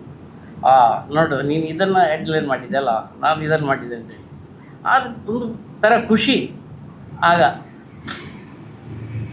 ಅದಕ್ಕೆ ನಾನು ಇಂಥ ಒಂದು ಪರಿಸ್ಥಿತಿಯನ್ನು ಈ ಕಾಲದಲ್ಲಿ ಕಾಣಲಿಕ್ಕೆ ಸಾಧ್ಯ ಇದೆಯಾ ಅಂತೇಳಿ ನನ್ನ ಬಹುದೊಡ್ಡ ಪ್ರಶ್ನೆ.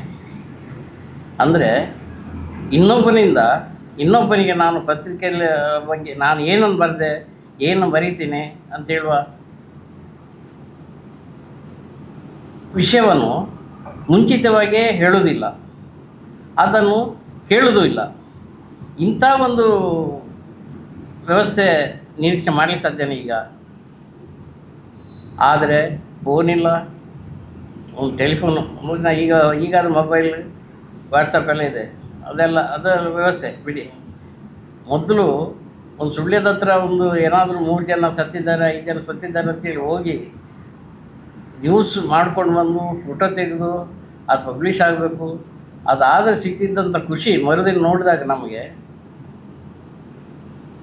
ಈ ದಿನ 5 ನಿಮಿಷದಲ್ಲಿ ಅಮೇರಿಕದಲ್ಲಿ ಏನಾದರೂ ಒಂದು ಗುಂಡು ಹಾಕಿದ್ರೆ ಸಾಕು, ಅಲ್ಲಿ ಏನಾಯಿತು ಅಂತೇಳಿ ಇಲ್ಲಿ ಗೊತ್ತಾಗ್ತದೆ, ಇಲ್ಲಿ ಅದು ಏನಾದರೂ ಆದರೆ ಅಲ್ಲಿ ಗೊತ್ತಾಗ್ತದೆ. ಇಂಥ ವ್ಯವಸ್ಥೆಯಲ್ಲಿ ನೀವೆಲ್ಲ ಇಷ್ಟು ಜನ ಪತ್ರಕರ್ತರು ಕೂಡ ಒಂದು ನನಗೆ ಹೇಳಲೇಬೇಕಿದ್ದದ್ದು ಒಂದು ವಿಷಯ. ಇವತ್ತಿನ ಪತ್ರಿಕೆಯಲ್ಲಿ ಬರುವ ಸುದ್ದಿಗಳನ್ನು ಎಲ್ಲ ಹೆಡ್ಲೈನ್ಸ್ ಇದೆಲ್ಲ ಸೇಮ್, ಎಲ್ಲ ಇಂಟ್ರೋ ಪ್ಯಾರ ಇರ್ತದಲ್ಲ, ಇಂಟ್ರೋ ಪ್ಯಾರ ಒಂದೇ ಸೇಮ್ ಇರ್ತದೆ. ಉದಯನಲ್ಲಿ ಬಂದದ್ದು ಸೇಮು, ಕನ್ನಡದಲ್ಲಿ ಬಂದದ್ದು ಸೇಮು, ಪ್ರಜಾವಾಣಿಯಲ್ಲಿ ಬಂದದ್ದು ಸೇಮು, ಹೊಸಗಟ್ಟಲ್ಲಿ ಬಂದದ್ದು ಸೇಮು. ಹಾಗಾದರೆ ಇದು ಬರುವುದು ಹೇಗೆ? ಇದು ಬರುವುದು ಇಲ್ಲ, ಅದು ತಪ್ಪುತ್ತೇ ಇಲ್ಲ. ಆದರೆ ನಿಮ್ಮತನ ಅಂತ ಹೇಳಿರ್ತದ, ನೀವು ಬರಿತಾ ಇದ್ದೀರಿ, ನಿಮಗೊಂದು ವ್ಯಕ್ತಿತ್ವ ಇದೆ, ನಿಮ್ಮದೇ ಆದ ಕ್ರಮ ಇರ್ತದೆ. ಅದನ್ನೆಲ್ಲ ಹೇಳ್ಕೊಳ್ಳಿಕ್ಕೆ ಸಾಧ್ಯ ನಿಮಗೆ? ಈಗ ಸಾಧ್ಯ ಇಲ್ಲ. ಈಗ ನನಗಂತೂ ನಿರೀಕ್ಷೆ ಇಲ್ಲ ಆ ರೀತಿ ಒಂದು ವ್ಯವಸ್ಥೆ ನಿಮ್ಮಿಂದ. ನಾನು ನಿರೀಕ್ಷೆ ಮಾಡ್ತೇನೆ, ಮಾಡಲೇವುದು ಸಹಜವೇ, ಆದರೆ ನಿಮಗೆ ಕೊಡ್ಲಿಕ್ಕೆ ಸಾಧ್ಯ ಇಲ್ಲ. ಕಾರಣ ಏನು ಅಂತ ಹೇಳಿದರೆ, ಅದು ನಿಮಗೆ ಗೊತ್ತು. ಈಗ ವಾಟ್ಸಪ್ ನಂತರ ಎಲ್ಲ ವ್ಯವಸ್ಥೆ, ನನಗೆ ಪುರ್ಸೊತ್ತಿಲ್ಲ, ನೀನು ಹೋಗ್ಬ, ನೀನು ಕೊಡು, ನೀನು ತೆಗೆದು ಕೊಟ್ಟರೆ ನಾನು ಕಳಿಸ್ಬಿಡು ನನ್ನ ನೀವು ಸುದ್ದಿಯನ್ನು ಅಂತ ಹೇಳು. ಅವನು ಕೊಡ್ತಾನೆ, ಆದರೆ ಆ ಕೊಟ್ಟ ಸುದ್ದಿಯನ್ನಾದರೂ ಸ್ವಲ್ಪ ವ್ಯತ್ಯಾಸ ಮಾಡಿ ಮೇಲೆ ಕೆಳಗೆ ಏನಾದರೂ ಮಾಡಲಿಕ್ಕೆ ಆಗಿ ಆದರೆ ನನಗೆ ಭಾರಿ ಖುಷಿ. ಅಂಥ ವ್ಯವಸ್ಥೆ ಇನ್ನಾದರೂ ಮಾಡಿಕೊಳ್ಬೇಕು ಅಂತ ಹೇಳುವ ಒಂದು ಕೇಳಿಕೆ, ಕೋರಿಕೆ ನಿಮ್ಮ ಪತ್ರಕರ್ತರಕ್ಕೆ ನಾನು ಕೇಳ್ಕೊಳ್ಳೋದು ಇದೆ. ಇದು ಮಾತ್ರ. ಅದು ಬಿಟ್ಟರೆ ನೀವು ಪ್ರಶ್ನೆ ಕೇಳಿ, ಏನಾದರೂ ಇದ್ದರೆ. ಹಾಂ, ಇನ್ನು ಪ್ರಶ್ನೆ ಕೇಳಿ. ಅಲ್ಲ, ಮುಂಗಾರಿಗಿದ್ದ ಕತೆ ಬರೆದಿದ್ದೆ ಹೇಳೋದು ನಿಜ. ಆದರೆ ಈಗ ಕತೆ ಬರೆದ್ರೆ ಆ ಕಥೆಯಲ್ಲಿ ಓದುವವರು ಯಾರು? ಈಗ ಪ್ರಕಟಿಸುವ ಪತ್ರಿಕೆಗಳು ಎಷ್ಟಿದೆ? ಈಗ ಸಂಡೇ ಎಲ್ಲ ಮ್ಯಾಗಝಿನ್ ಬರ್ತಿತ್ತು, ಎಲ್ಲ ಪತ್ರಿಕೆಗಳಿದ್ದು ಡೈಲಿ ಪತ್ರಿಕೆಗಳು ಅದೆಲ್ಲ ಓದ್ತಿದ್ರು. ಆದರೆ ಈಗ ಓದೋಕ್ಕೆ ಕಮ್ಮಿ ಆಗಿದೆ. ಕತೆಗಳನ್ನೆಲ್ಲ ಓದೋದೇ ಕಮ್ಮಿ, ಸುದ್ದಿಯನ್ನು ಓದೋದು ಕಡಿಮೆ ಒಂದಾಗಿದೆ. ಅದ್ರ ಜೊತೆಗೆ ಮತ್ತು ಕತೆಗಳನ್ನು ಕೂಡ ಕಡಿಮೆ ಆಗಿದೆ.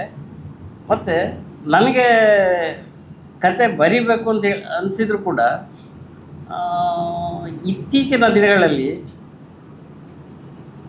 ನಾನು ಬರೆದ್ರೆ ಇದು ಯಾರಿಗೆ ಅಂತೇಳಿ, ಯಾರಿಗೆ ಬರೀಬೇಕು ನಾನು ಅಂತೇಳಿ ಒಂದೇ ಒಂದು ಸಮಸ್ಯೆ, ಒಂದು ಪ್ರಶ್ನೆ ಕೇಳಿಕೊಂಡ್ರೆ ನಾನು ಸುಮ್ಮನಿದ್ದೀನಿ. ಇಲ್ಲದೆ ಬರಿಬೋದಿತ್ತು.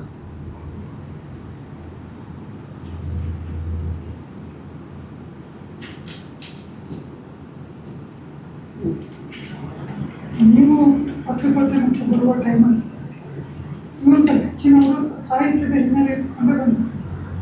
ಆಗ ಇದು ರೆಗ್ಯುಲರ್ ಪದವಿ ಓದಲಿಕ್ಕೆ ಅವಕಾಶ ಇದ್ದಿದ್ರು ಕೂಡ ಸಾಹಿತ್ಯ ಓದಲಿಕ್ಕೆ ತುಂಬ ಅವಕಾಶ. ಗಟ್ಟಿಯಾದ ಸಾಹಿತ್ಯ ಒಂದು ಅದಕ್ಕೆ ಬೇಕಾದಂಥ ಒಂದು ಫಲವತ್ತತೆ ಪತ್ರಕರ್ತನ ಸಾಹಿತ್ಯ.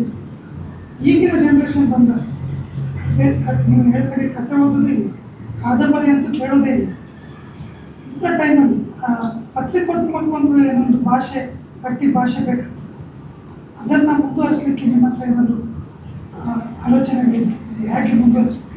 ಇದು ದೊಡ್ಡ ಸವಾಲು. ಕಮ್ಯುನಿಕೇಟ್ ಮಾಡೋದುಂಟ, ಮತ್ತು ಇಷ್ಟು ಹೆಚ್ಚು ಪದಪುಂಜ ನಮಗೆ ಗೊತ್ತಿರ್ತದೆ, ಅದು ಅಷ್ಟು ಓದಿದ್ರೆ ಮಾತ್ರ ಅದು ಬರುತ್ತೆ. ಈಗ ಪ್ರಸ್ತುತ ನೀವು ಹೇಳೋ ಏಕತಾನತೆ ಕಾಡಲಿಕ್ಕೆ ದೊಡ್ಡ ಕಾರಣ ಅದು ಮೀರುವುದು ಹೇಗೆ? ಇದು ನೋಡಿ, ನಿಮಗೆ ಉದಾಹರಣೆ ಕೊಟ್ಟಬರಲೆ ನಾನು ಇದಕ್ಕೆ. ಈಗ ನನ್ನನ್ನು ತಗೊಳ್ಳಿ, ನಾನು ಕತೆ ಬರಿತೇನೆ, ಕವನ ಬರಿತಿದ್ದೆ, ಪತ್ರಿಕೆಯಲ್ಲಿ ಸುದ್ದಿ ಬರಿತಿದ್ದೆ, ಇದೆಲ್ಲವೂ ಇತ್ತು. ಆದರೆ ನನ್ನ 2 ಮಕ್ಕಳು ಬಂದಿದ್ದಾರಲ್ಲ, ಅವರು ಅದನ್ನು ಇದ್ರ ಬಗ್ಗೆ ಆಸಕ್ತಿ ಬೆಳೆಸ್ಕೊಳ್ಳಿಲ್ಲ. ಅಂದರೆ ಅವ್ರಿಗೆ ಭಾಷೆಯ ಬಗ್ಗೆ, ಕನ್ನಡ ಭಾಷೆಯ ಬಗ್ಗೆ ಅವ್ರಿಗೆ ಆಸಕ್ತಿ ಇರಲಿಲ್ಲ. ಯಾಕೆಂದರೆ ಇಂಗ್ಲೀಷ್ ಅವ್ರು ಕಲ್ತದ್ದು. ಅಂದರೆ ಅನಿವಾರ್ಯ ಸ್ಥಿತಿ. ಇಂಗ್ಲೀಷನ್ನು ಮಕ್ಕಳು ಈಗ ಯಾಕೆ ಕಲಿತಾ ಇದ್ದಾರೆ? ಅವ್ರಿಗೆ ಅನಿವಾರ್ಯ, ಅವ್ರಿಗೆ ಉದ್ಯೋಗ ಸಿಗಬೇಕಲ್ಲ, ಅದಕ್ಕಾಗಿ ಕಲಿತಾ ಇದ್ದಾರೆ. ನಾನು ಎಷ್ಟುವರೆಗೆ ಆಯಿತು ಅಂದರೆ ನಾನು ಹೇಳಿದೆ, ನೀನು ಯಾಕೆ ಸಾಹಿತ್ಯ ಓದುವ ತೊಂದರೆ ಇಲ್ಲ ರೆಡಿ ಅಂತೇಳಿ. ಅವ್ರಿಗೆ ಏನು ಬೇಕಾ, ಏನು ಸಾಹಿತ್ಯ ಓದಿ ಏನಾಗ್ತದೆ ನಮಗೆ ಅಂತೇಳಿ. ಈ ರೀತಿಯ ಒಂದು ಭಾವನೆ ಇದೆಯಲ್ಲ, ಅದು ಸಿಕ್ಕಾಪಟ್ಟೆ ಬೆಳೆದಿದೆ ಈಗ. ಇದು ಬೆಳೆದು ಏನಾಯಿತು ಅಂದರೆ, ನನ್ನ ಹತ್ರ ಒಂದು 500 ಪುಸ್ತಕಗಳಿತ್ತು ನಾನು ಕಲೆಕ್ಟ್ ಮಾಡಿದ್ದೆಲ್ಲ, ನನ್ನದು ವೈಯಕ್ತಿಕವಾಗಿ. ಆ ಪುಸ್ತಕವನ್ನು ನಾನು ಅಂದಾಜು ಮಾಡಿದ್ದು, ಈ ಪುಸ್ತಕಗಳನ್ನ ಇಟ್ಕೊಂಡ್ರೆ ಇನ್ನು ಮಕ್ಕಳು ಓದೋದಿಲ್ಲ. ಈ ಪುಸ್ತಕ ಇಟ್ಕೊಂಡು ನಾನೇನು ಮಾಡೋದು? ಅದಕ್ಕೆ ನಾನೇನು ಮಾಡೋದು, ಗ್ರಂಥಾಲಯ ಇದೆಯಲ್ಲ, ಗೋವಿಂದಾಸ್ ಕಾಲೇಜಿಗೆ ಕೊಟ್ಟೆ, ಲೈಬ್ರರಿಗೆ. ಮೊದಲು ನಾನು ಇರುವಾಗಲೇ ತಗೊಳ್ಳಿ ಅಂತೇಳಿ ಎಲ್ಲ ಅವ್ರು ಕೊಟ್ಟು ಅದು ಮಾಡಿದ್ದು. ಅಂದರೆ ಇಡೀ ವ್ಯವಸ್ಥೆ ಹೇಗಿದೆ ಈಗ ಅಂತ ಹೇಳಿದರೆ, ಕನ್ನಡದ ಬಗ್ಗೆ ಒಂದು ರೀತಿಯ ತಾತ್ಸಾರ ಇದೆ. ನೀವು ಒಪ್ತೀರ ಅಂತ ಅಂದ್ಕೊಳ್ತೇನೆ ಇದನ್ನು. ಇಂತಹ ಸನ್ನಿವೇಶದಲ್ಲಿ ನಾವು ಭಾಷೆಯನ್ನು ಕಲಿಸಬೇಕಾದರೆ ನಮಗೆ ಸಮಾನಾಂತರವಾದ ಪರಭಾಷೆಗಳಲ್ಲಿ ಉದ್ಯೋಗ ಸಿಗ್ತದೆ, ಕಲ್ತರೆ ಸಿಗ್ತದೆ ಅಂತ ಹೇಳುವ ಕಲ್ಪನೆ ಆ ಮಕ್ಕಳಲ್ಲಿ ಮೂಡಿದರೆ, ಮಕ್ಕಳಿಗೆ ಮೂಡಿಸಿದರೆ ಬಹುಶಃ ಮುಂದಿನ ದಿನಗಳಲ್ಲಿ ಏನಾದರೂ ಬದಲಾವಣೆ ಆಗ್ಬೋದೋ ಏನೋ ಇದರ ಬಗ್ಗೆ. ಇಲ್ಲೇ ಇದ್ದರೆ ಈ ಭಾಷೆಗಳ ಗೊಂದಲ, ಕನ್ನಡ ಇಂಗ್ಲೀಷ್, ಈ ಗೊಂದಲದಿಂದಾಗಿ ನಮ್ಮ ಸಾಹಿತ್ಯ, ಕನ್ನಡ ಸಾಹಿತ್ಯ ಏನಾಗ್ತದೆ, ಅದು ತೀರಾ ಕಡೆಗಣೆಗೆ ಒಳಗಾಗ್ತದೆ ಅಂತ ಹೇಳೋದೊಂದು ಭಯ ನಮ್ಮನ್ನು ಕಾಡ್ತಾ ಇರ್ತದೆ. ಏನ್ ಮಾಡ್ತಾರೆ ಸರ್? ಹಾಂ, ಮಕ್ಕಳು ಏನ್ ಮಾಡ್ತಾರೆ? ಮಕ್ಕಳ ಅವ್ರು ದೊಡ್ಡವಳು ಬ್ಯಾಂಗ್ಳೂರು ಯೂನಿವರ್ಸಿಟಿಯಲ್ಲಿ ಲೆಕ್ಚರ್, ಪೂರ್ಣಾಜಿ, ಅವಳು M.Com ಮಾಡಿದ್ದಾಳೆ, ಅವಳು ಲೆಕ್ಚರ್ ಇದ್ದಾಳೆ. ಇನ್ನೊಬ್ಬಳು ಶಿವಸ್ ಕಾಲೇಜಲ್ಲಿ MBS ಆಯಿತು, ಮತ್ತು ಈಗ ಬ್ಯಾಂಗ್ಳೂರಲ್ಲಿ MS ಮಾಡ್ತಾ ಇದ್ದಾಳೆ. ಅವಳು super speciality KMC Manipal super speciality neuro surgeon ಅವ್ರು ಮಾಡ್ತಾ ಇದ್ದಾರೆ. ಇಬ್ಬರು ಪತ್ರಕರ್ತರಾಗಿದ್ದು ನೀವೀಗ ಸಾಹಿತ್ಯದ ಒಂದು ಸಮ್ಮೇಳನದ ಸಭಾಧ್ಯಕ್ಷರಾಗಿ ಜಿಲ್ಲೆಯಿಂದ ಆಯ್ಕೆ. ನಿಮ್ಮ ಸಭಾಧ್ಯಕ್ಷರಾದ ಆ ಸಂದರ್ಭದಲ್ಲಿ ಅಧ್ಯಕ್ಷೀಯ ಭಾಷಣ ಅಂತ ಹೇಳ್ತಾರೆ. ಆ ಅಧ್ಯಕ್ಷೀಯ ಭಾಷಣದಲ್ಲಿ ಈ ಪತ್ರಿಕಾ ರಂಗ, ಪತ್ರಿಕೋದ್ಯಮ ಅಂತ ನಿಮ್ಗೆ ಹೇಳೋದಿಲ್ಲ, ಪತ್ರಿಕಾ ರಂಗವನ್ನು ಈ ಸಾಹಿತ್ಯದಲ್ಲಿ ಅಥವಾ ಸಾಹಿತ್ಯದಲ್ಲಿ ಪತ್ರಿಕಾ ರಂಗವಂತ ಬಗ್ಗೆ ನೀವು ಯಾವ ರೀತಿಯಲ್ಲಿ ಒಂದು ನಿಮ್ಮದೇ ಆದಂತ ಕೆಲವು ವಿಚಾರಗಳಿರ್ತದೆ, ಯಾವ ರೀತಿಯಲ್ಲಿ ತರಬಹುದು ಅಂತ ನಿಮ್ಮ ಈಗಿನ ಆಲೋಚನೆಯಲ್ಲಿ ಇದೆ? ಈಗ ಯಾವ ರೀತಿಯಲ್ಲಿ ಆಲೋಚಿಸ್ತಿದೆ, ಅದನ್ನು ತರಬೇಕು ಅಂತ ನಿಮ್ಮಲ್ಲಿ ಇದೆ ಒಂದು? ಅದನ್ನು ಸಾಹಿತ್ಯ ಸಮ್ಮೇಳನ ಅಧ್ಯಕ್ಷ ಭಾಷಣದಲ್ಲಿ ನಾನು ಹೇಳಿದ್ದೇನೆ. ಯಾಕಂದ್ರೆ ಈ ಪತ್ರಿಕಾ ರಂಗ, ಯುವ ಪತ್ರಿಕಾ ರಂಗ, ನಾನು ಕೂಡ ಸುಮಾರು 36 ವರ್ಷಗಳಿಂದ ಈ ಪತ್ರಿಕಾ ರಂಗದಲ್ಲಿದ್ದೇನೆ. ಪತ್ರಿಕೋದ್ಯಮದಲ್ಲೆಲ್ಲ ಪತ್ರಿಕಾ ರಂಗದಲ್ಲಿದ್ದೇನೆ. ಆ ನೆಲೆಯಲ್ಲಿ ಕೇಳ್ತಾ ಇದ್ದೇನೆ. ಅಂದ್ರೆ ನೀವು ಹೇಳಿದ ಕೆಲವು ಮಾತುಗಳು ನನಗೂ ಅನ್ವಯಿಸ್ತದೆ. ಆ ಅನ್ವಯಿಸಿದ್ರಿಂದ ನಾನು ಈ ಪ್ರಶ್ನೆಯನ್ನು ಕೇಳಿದೆ. ಅಂದ್ರೆ ಆ ಸಾಹಿತ್ಯ ಕ್ಷೇತ್ರ, ಅಂದ್ರೆ ನಾನು ಕೂಡ ಸಾಹಿತ್ಯಿಕ ಒಂದು ಉಪನ್ಯಾಸಕನಾಗಿದ್ದವ ಹಿಂದೆ. ಮತ್ತೆ ನಾನು ಕೂಡ ಇದಕ್ಕೆ ಪತ್ರಿಕಾ ರಂಗಕ್ಕೆ ಬರಬೇಕು ಅಂತ ಇಚ್ಛಿಸಿದವಲ್ಲ. ಅನಿವಾರ್ಯ ಕಾರಣಗಳಿಂದ ನಾನು ಮುಂಬೈಯಲ್ಲಿದ್ದು ಈ ಪತ್ರಿಕಾ ರಂಗಕ್ಕೆ ಬಂದಿದ್ದೇನೆ. ಈ ದೃಷ್ಟಿಯಿಂದ ನಿಮ್ಮ ಕೆಲವು ಮಾತುಗಳು ನನಗೆ ಅನ್ವಯಿಸಿದ್ದು ಬಹಳ ಉತ್ತಮ ಆಯಿತು. ಈ ದೃಷ್ಟಿಯಿಂದ ಕೇಳ್ತಾ ಇದ್ದೇನೆ, ಕೇಳಿದೆ ಆ ಮೊದಲಿನ ಪ್ರಶ್ನೆಯನ್ನು ಕೇಳಿ. ಅದು ನಾನು ನಿಮ್ಮ ಆ ಸಾಹಿತ್ಯ ಸಮ್ಮೇಳನದ ಸಭಾಧ್ಯಕ್ಷತೆಯ ಅಧ್ಯಕ್ಷೀಯ ಭಾಷಣದಿಂದ ನಾನು ನೋಡಬಲ್ಲೆ ಅಥವಾ ಕೇಳಬಲ್ಲೆ ಅಥವಾ ಓದಬಲ್ಲೆ, ಅದನ್ನು ನಿರೀಕ್ಷಿಸ್ತೇನೆ ನಾನು. ಖಂಡಿತ ನಿರೀಕ್ಷೆ ಮಾಡಿ, ಅದು ನಿರೀಕ್ಷೆ ಮಾಡಿದ್ರೆ ಒಳ್ಳೇದು. ಆದರೆ ಅದು ನಾಳೆ ಹೇಳುವುದನ್ನು ಹಿಂದೆ ಹೇಳಿದ್ರೆ ಸರಿ ಇಲ್ಲ. ಅದು ಹೇಳುವ ಅಲ್ಲಲ್ಲ, ಅದು ಖಂಡಿತ ಅದು ಕಲ್ಪನೆ ಇದೆ ನನಗೆ. ಇದೆ ಇದೆ ಕಲ್ಪನೆ ಇದೆ, ಕಲ್ಪನೆ ಇದೆ. ಅಂದ್ರೆ ಈಗ ನೀವು ಹೇಳಿದ್ರಿ ಪತ್ರಿಕೋದ್ಯಮ, ಪತ್ರಕರ್ತ ಮತ್ತೆ ಕವಿ, ಕಥೆಗಾರ ಆಗಿದ್ದದ್ದು ಹೌದು ನಾನು. ಆದರೆ ಅದಾದ ನಂತರದ ಅಂದರೆ ಪತ್ರಕರ್ತನಾಗಿ ಆದ ಕವಿ ಆಗಲಿಕ್ಕೆ ಏನು ಕಷ್ಟ, ಕವಿ ಆದವನಿಗೆ ಪತ್ರಕರ್ತನಾಗಲಿಕ್ಕೆ ಏನು ಕಷ್ಟ, ಇದು ಎರಡರ ಗೊಂದಲ ಇದೆಯಲ್ಲ, ಆ ಗೊಂದಲಗಳು ನನ್ನನ್ನು ಕಾಡಿದೆ. ಅದನ್ನು ಇಟ್ಕೊಂಡೆ ನಾನು ಬೆಳೆದಿದ್ದೇನೆ. ನಾನು ಪತ್ರಿಕಾ ರಂಗದಲ್ಲಿ ನಾನು ಇಷ್ಟು ವರ್ಷ ಕೆಲಸ ಮಾಡುವ ಸಂದರ್ಭದಲ್ಲಿ, ಆದರೆ ನನಗೆ ಸಾಹಿತ್ಯವನ್ನು ಕೂಡ ಅದೇ ಸಮಾನಾಂತರವಾಗಿ ನಾನು ಪ್ರೀತಿಯಿಂದ ಅದನ್ನು ಬೆಳೆಸಿದ್ದೇನೆ, ಅದನ್ನು ಅನುಭವಿಸಿದ್ದೇನೆ, ಅದನ್ನು ಎಂಜಾಯ್ ಮಾಡಿದ್ದೇನೆ. ಸೊ ಆ ಹಿನ್ನೆಲೆಯಲ್ಲಿ ಇದು ಕಲ್ಪನೆ ಒಂದು ಇದೆ ನನಗೊಂದು, ನಿಮಗೆ ಅದನ್ನು ಕೊಡುವಲ್ಲೇ ಮತ್ತೆ. ಈಗಿನ ಯುವ ಪತ್ರಕರ್ತರಿಗೆ ನಿಮ್ಮ ಸಲಹೆ? ಯುವ ಪತ್ರಕರ್ತರಿಗೆ ಈಗ ಇಡೀ ಪತ್ರಕರ್ತರಿಗೆ ಯುವ ಪತ್ರಕರ್ತರಿಗೆ ಅಂತ ಹೇಳಿದರು, ನೀವು ಕೇಳ್ತಾ ಇರೋದು. ಈಗ ನಾನೊಂದು ಹೇಳ್ತೇನೆ, ಕೇಳುವಂತಹ ವ್ಯವಧಾನಗಳು ಈಗಿನ ಪತ್ರಕರ್ತರಿಗೆ ಇದೆಯೇ ಅಂತೇಳಿ ಒಂದು ಪ್ರಶ್ನೆ. ಅಂದರೆ ಈಗಿನ ಪತ್ರಕರ್ತರಿಗೆ ಹೇಗೆ ಇದೆ ಅಂತ ಹೇಳಿದ್ರೆ, ಎಲ್ಲ ರೆಡಿಯಾಗಿ ಸಿಗ್ತದೆ.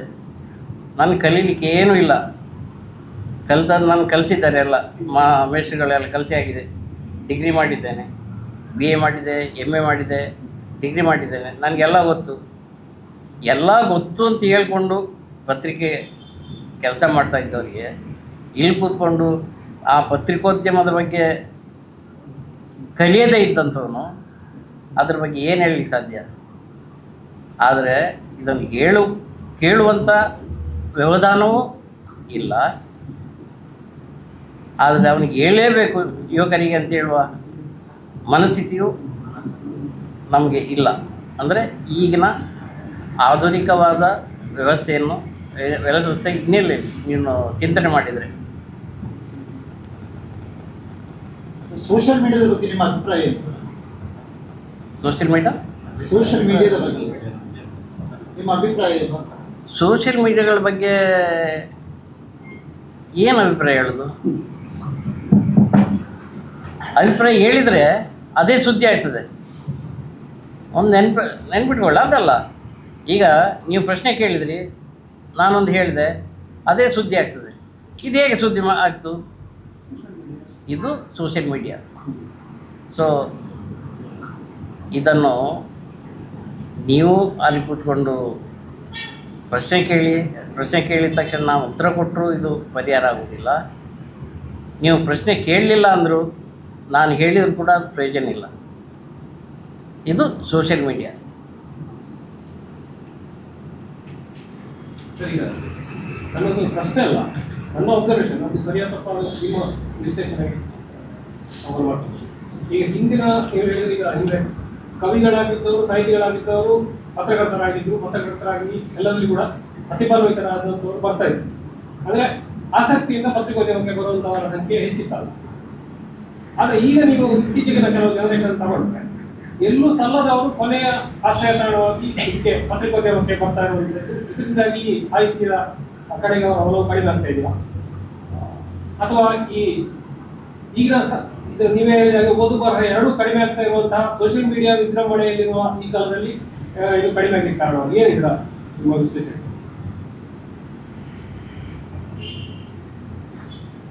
ಅಂದರೆ ನೀವು ಕೇಳಿದ್ದು ನಿಜ. ಅಂದರೆ ಪತ್ರಕರ್ತರಾಗಿದ್ದವರು ಒಂದು ಹವ್ಯಾಸಕ್ಕೆ ಬಂದದ್ದು, ಆಸಕ್ತಿಯಿಂದ ಬಂದದ್ದು, ಇದೆಲ್ಲ ಹೌದು.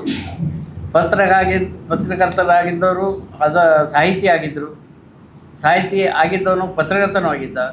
ಇದೆಲ್ಲ ಕೊಡುಕೊಳ್ಳುವಿಕೆ ಅಂತೇಳಿ ನಾವೇನು ಹೇಳ್ತೀವಿ, ಆ ಕೊಡುಕೊಳ್ಳುವಿಕೆ ಈ ಭಾಷೆಯ ಸಂದರ್ಭದಲ್ಲಿ ಅದಿತ್ತು.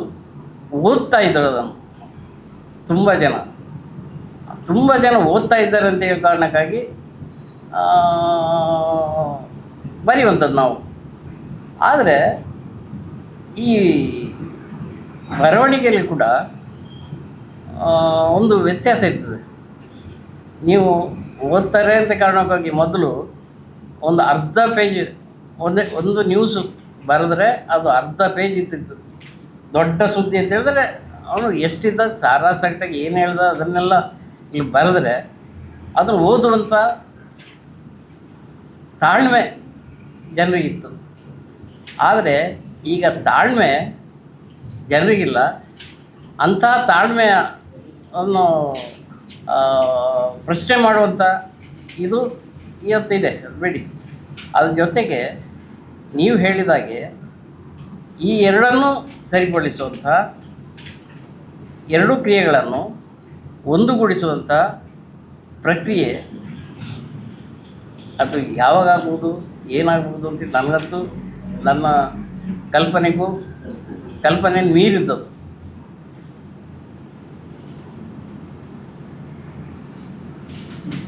ಅರ್ಥ ಆಯಿತು ಅಂದ್ಕೊಂಡಿದ್ದೆ. ನಿಮ್ಮ ಕಾಲದಲ್ಲಿ ಫೋಟೋ ಪ್ರಿಂಟ್ ಆಗಿ ಹೆಚ್ಚು ಸಮಯದಲ್ಲಿ ನಿಲ್ತಾ ಇತ್ತು ಸರ್? ಯಾವುದು ಫೋಟೋ ಪ್ರಿಂಟ್ ಆಗಿ ಹೆಚ್ಚು ಸಮಯದಲ್ಲಿ ನಿಲ್ತಾ ಇತ್ತು?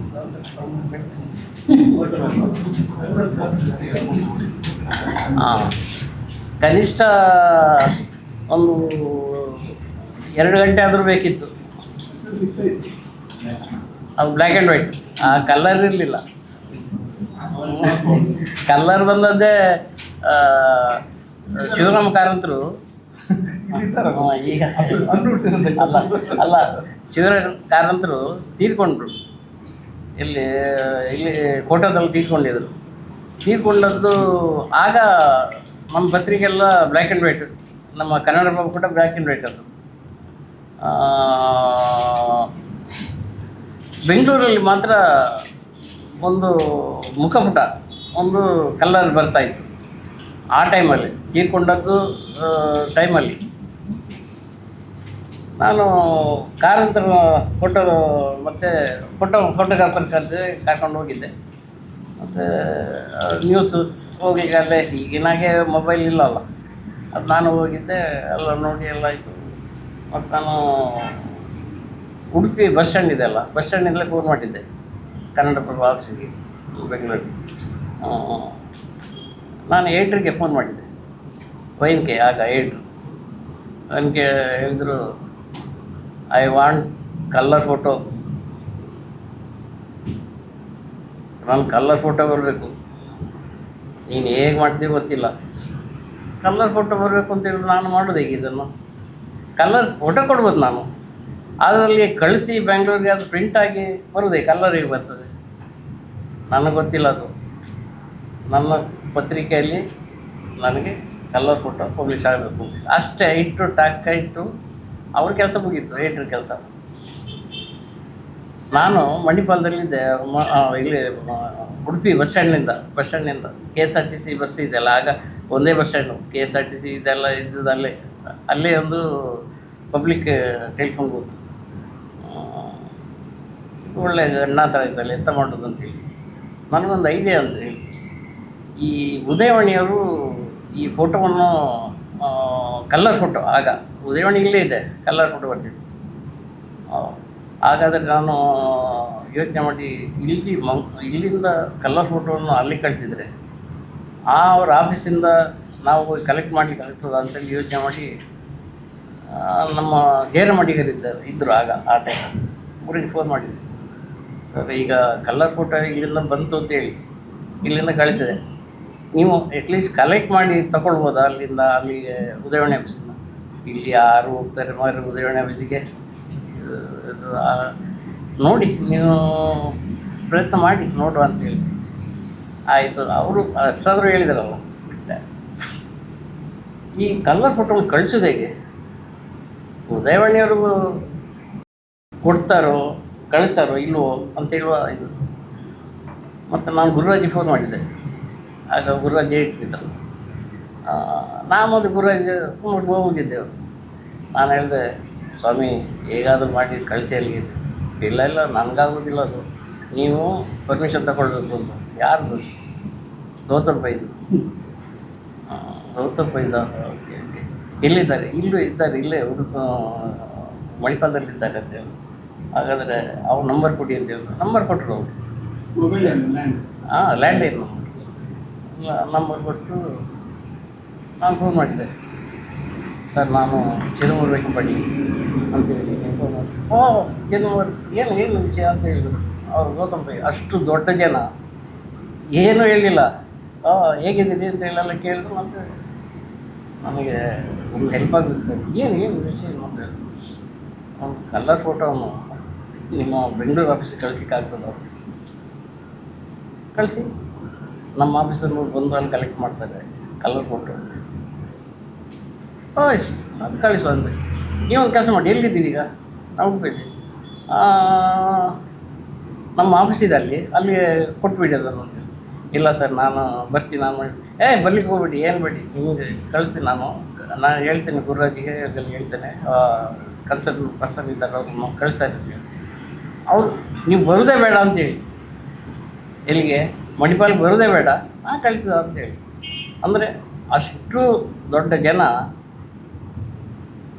ಈ ಒಂದು ತಾಳ್ಮೆ ನನ್ನ ಬಗ್ಗೆ ಅಷ್ಟು ಒಂದು ಅವ್ರಿಗೆ ಒಂದು ವಿಶ್ವಾಸ ಕಳಿಸು ಅಂತೇಳಿ, ಅದಕ್ಕೇನು ಅಂತೇಳಿ. ಅದೇ ರೀತಿ ನಾನು ಹೋಗಲಿಲ್ಲ ಅವ್ರಿಗೆ ಇಷ್ಟ ಹೇಳಿದ್ರಲ್ಲ, ಮತ್ತೆ ಮಾಡೋದು ಅಂತೇಳಿ. ಮತ್ತು ಇಲ್ಲಿ ಅವರ ಉಡುಪಿ ಆಫೀಸ್ ಇದೆ, ಅಲ್ಲಿಗೆ ಹೋಗಿ ಹೇಳಿದೆ. ಅದಕ್ಕಿಂತ ಮೊದಲು ನಾನು ಹೋಗೋ ಮಧ್ಯೆ ಆಫೀಸಿಗೆ ಹೋಗೋ ಮಧ್ಯೆ ಅಲ್ಲಿ ಮೆಸೇಜ್ ಬಂದಿತ್ತು. ಅವ್ರು ಹೇಳಿದ್ದಾರೆ ಫೋಟೋ, ನಾನು ಫೋಟೋ ಕೊಟ್ಟೆ. ಅದು ಹೋಯಿತು, ಅವ್ರನ್ನ ತಗೊಂಡು ಹೊರಟ ಅಲ್ಲಿ ಮಣಿಪಾಲ್ಗೆ ಹೋದ. ಅದೇ ಫೋಟೋವನ್ನು ಬೆಂಗಳೂರು ಕಳಿಸಿ ನಮ್ಮ ಆಫೀಸಿಗೆ, ಮಣಿಪಾಲದಿಂದ ಆಫೀಸಿಂದ ನಮ್ಮ ಆಫೀಸಿಗೆ ಕಳಿಸ್ಬಿಟ್ರು ಆ ಕಲರ್ ಫೋಟೋವನ್ನು. ಯಾರು? ಗೌತಮ್ ಪೈ ಇಂಟ್ರೆಸ್ಟ್ ತಗೊಂಡು ಅದು ಕಳಿಸ್ಕೊಟ್ರು ನಮ್ಮ ಆಫೀಸಿಗೆ. ನೀವು ಬರಬೇಡ ಅಂತೇಳಿ ಹೇಳಿ ಅವರೇ ಕಟ್ಟು ಮರುದಿನ ಪೇಪರಲ್ಲಿ ಪಬ್ಲಿಷ್ ಆಯಿತು. ಇಲ್ಲಿಗೆ ಬಂದದ್ದು ಅದೇ ಕಲರ್ ಫೋಟೋ ಅವ್ರು ತೀರ್ಕೊಂಡಾಗ. ಮತ್ತು ಇದಕ್ಕೆ ವೈನ್ಕಿದೆ ಎಲ್ಲ ಬೇಕಾ ಮಾಡಿ ಏನು ಮಾಡ್ತಾಯಿದ್ದೆ ಬೆಳಿಗ್ಗೆ ಅಂತ ಹೇಳಿದ್ರು. ಫೋನ್ ಮಾಡಿ ಬೆಳಿಗ್ಗೆ, ಸುಮ್ಮನೆ ಇದ್ದೇನೆ ಸರ್, ಹೋಗಿದ್ದೇನೆ, ಏನು ಮಾಡಿ. ವೆರಿ ಗುಡ್, ಫೋಟೋ ಒಳ್ಳೇದಿತ್ತು, ಚೆನ್ನಾಗಿದೆ, ಚೆನ್ನಾಗಿ ಬಂತು, ಓಕೆ ಕೀಪ್ ಇಟ್ ಅಪ್ ಅಂತ ಹೇಳಿದ್ರು. ಟ್ಯಾಕ್ ಇಟ್ಟು ಹೌದು ಅಷ್ಟೇ, ಇನ್ನೇನೂ ಇಲ್ಲ. ಇಷ್ಟೆಲ್ಲ ಆಯ್ತಲ್ಲ. ಮತ್ತು ಮರುದಿನ ನಾನು ಗೌತಮ್ ಬೈ ಫೋನ್ ಮಾಡಿ ಸರ್ ತುಂಬ ಥ್ಯಾಂಕ್ಸ್ ಅಂತೇಳಿ. ಅಂದರೆ ಇದು ಮೊದಲಿನ ಪತ್ರಿಕೋದ್ಯಮದ ಅವನು ಹೇಗೆ ನಿಭಾಯಿಸಿದ್ದೆವು ಅಂತೇಳಿ. ಇಂಥ ಸಮಸ್ಯೆ ಅದೇ ನೀವು ಕಲರ್ ಫೋಟೋ ಅಂತ ಹೇಳಿದ್ರಿ, ಎಷ್ಟು ಗಂಟೆ ಎಷ್ಟು ಅಂತೇಳಿ. ಆದರೆ ಇದು ಸಮಸ್ಯೆ ನಮ್ಮದು. ಆದರೆ ಈಗ ನಿಮಗೆ ಈ ಸಮಸ್ಯೆ ಇದೆಯಾ? ಒಂದು ಆ್ಯಕ್ಸಿಡೆಂಟ್ ಆದರೆ 13 ಜನ ಸತ್ತಿದ್ರು ಎಲ್ಲಿ? ಸುಳ್ಯದಲ್ಲಿ. ಅದು ನಮ್ಗೆ ಗೊತ್ತಾದ ಸಂಜೆ 5 ಗಂಟೆಗೆ ಇಲ್ಲಿ ಮಂಗಳೂರಿಗೆ ಗೊತ್ತಾದದ್ದು. ನೀವು ಅಲ್ಲಿ ಹೋಗಿ ಫೋಟೋ ತೆಗೆದು ಇಲ್ಲಿ ಅದನ್ನು ಇದು ಮಾಡಿ ಅದನ್ನು ಪ್ರಿಂಟ್ಗೆ ಹಾಕಿ ಪೇಪರ್ ಬೆಳಗ್ಗೆ 1 ಗಂಟೆ ಲೇಟು ಪ್ರಿಂಟ್ ಆಗೋದು. ಅಂಥ ಸ್ಥಿತಿಗಳೆಲ್ಲ ಇದೆಲ್ಲ ಒಂದು ಈಗಿನ ಕಾಲದಲ್ಲಿ ಏನು ಗೊತ್ತು ಹೇಳಿದ್ರೆ ಹೌದಾ? ಇಲ್ಲಪ್ಪ, ಏನೋ ಇರ್ತದ ಏನೋ. ಈಗ ಏನು ಅಡ್ವಾಂಟೇಜ್ ಅಂತ ನಮಗಿದೆ ಅಂತ ಹೇಳ್ತೀವಿ, ನಮಗೆ ಅದೇ ಡಿಸ್ಅಡ್ವಾಂಟೇಜ್.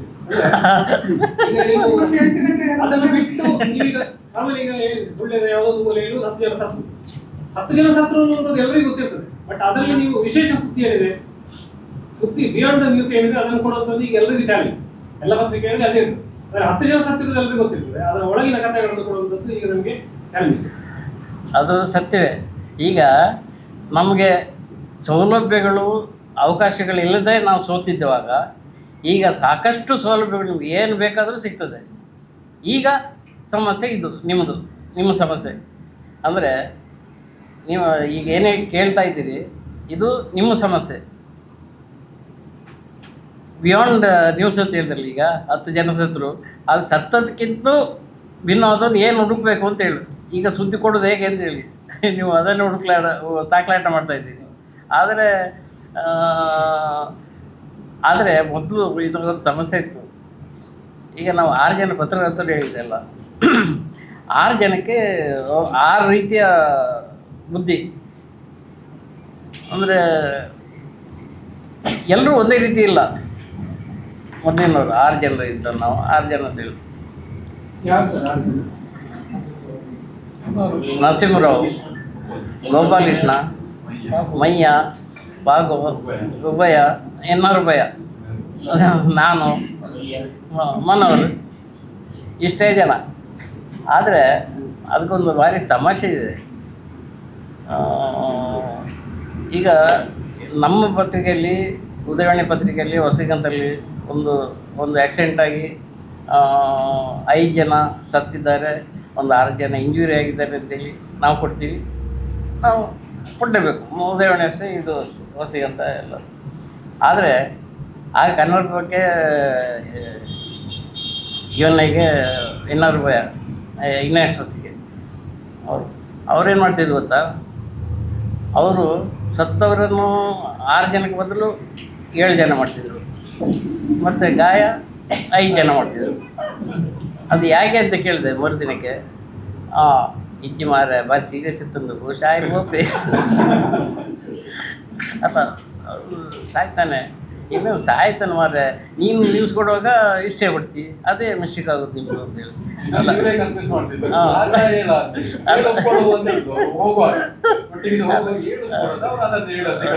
ಮತ್ತು ಇನ್ನೊಂದು ಸಲ ಎಂತಲ್ಲ ಒಂದು ತಮಾಷೆ ಹೇಳ್ತೇನೆ ನಿಮಗೆ. ನನಗೆ ಈ ಯೂನಿವರ್ಸಿಟಿಯಿಂದ ಮಂಗಳೂರಿಗೆ ಬರ್ತಾ ಇದ್ದೆವು ಎಲ್ಲರೂ ಒಂದೇ ವ್ಯಾನ್ನಲ್ಲಿ. ಆಗ 8-10 ಜನ ಆಗಿದ್ದು ಪತ್ರಕರ್ತ, ಇಂಪ್ರೂವ್ ಆಗಿತ್ತು ಸ್ವಲ್ಪ, 10 ಜನ ಆಗಿತ್ತು. ಇವರು BT ರಂಜನ್, ಮತ್ತು ಸುರೇಶ್ ಬೆಳಗಜ್ಜೆ, ನಾನು, ಗೋಪಾಲಕೃಷ್ಣ, ಮತ್ತು ಎನ್ನಾರುಭಯ ಈಗ ಬರ್ತಾಯಿದ್ದೆವು. ಬಂದಾಗ ನಾನು ಸುಮ್ಮನೆ ಹೇಳಿದೆ, ಎಂಥ ಅವಸ್ಥೆ ಈಗ ಆಗಬಾರ್ದಿತ್ತು, ಎಂಥ ಆಗಿದೆ. ಅಷ್ಟು ಹೇಳಿದ ತಕ್ಷಣ ಮೊಬೈಲ್ಗೆ ಕಿವಿ ಸಾಕ್ತಾ ಉಂಟು, ಇಂಚಿನಂಡಿ ಅಂತೇಳಿ. ಒಟ್ಟಿಯದಲ್ಲ ಹಿಂಚಿನ ದಾಲಿ ಮಾರೆ ಚೂರು ಸತ್ಯ ಪನ್ಯ ಸತ್ಯ ಇಂಚಿನ ಸತ್ಯ ದಾಲಿ ಎಲ್ಲ ತೋರ್ಲಿ ಎಲ್ಲ ಗೊತ್ತಾಗ್ಬೋದು. ಆಗ ಇವರು ಮತ್ತು ಕೂಡ ಸೀರಿಯಸ್. ನಾನೀಗ ತಮಾಷೆ ಹೇಳಿದ್ದು, ಈ ಸುರೇಶ್ ಒಳಗೆ ಇದ್ದಿದ್ದಾರಲ್ಲ, ಸುರೇಶ್ ಒಳಗೆ ಅವರು ಉದಯವಾಣಿಯಲ್ಲಿ ಇದ್ದಿರಾಗ ಚಿದಂಬರದಲ್ಲಿ ಇವತ್ತು ಗೊತ್ತು. ಅವ್ರು ಮನೆ ಬಂದ ಬಿಡಿ, ಈಗ ಬಂದು ಬರಲಿ ಅಂತ ಇವ್ರು ಗೊತ್ತಿಲ್ಲ, ಏನು ಸುರೇಶ್ ಒಳಗೆ ಗೊತ್ತಿಲ್ಲ, ಇವ್ರು ನಂಬರ್ ಹೇಳ್ಬಿಟ್ಟು ಅವ್ರಿಗೆ ಅಂತೇಳಿ. ಈ ಮೊಬೈಲ್ಗೆ ಇದೇ ಒಂದು ಒಳಗೆ ಏನು ಗೊತ್ತಾ ಇದೆ ಆಗ್ತದೆ ಇಂಥದ್ದು. ಮತ್ತು ಅಷ್ಟು ಮೊಬೈಲ್ ಬೇಜಾರು ಉಂಟು.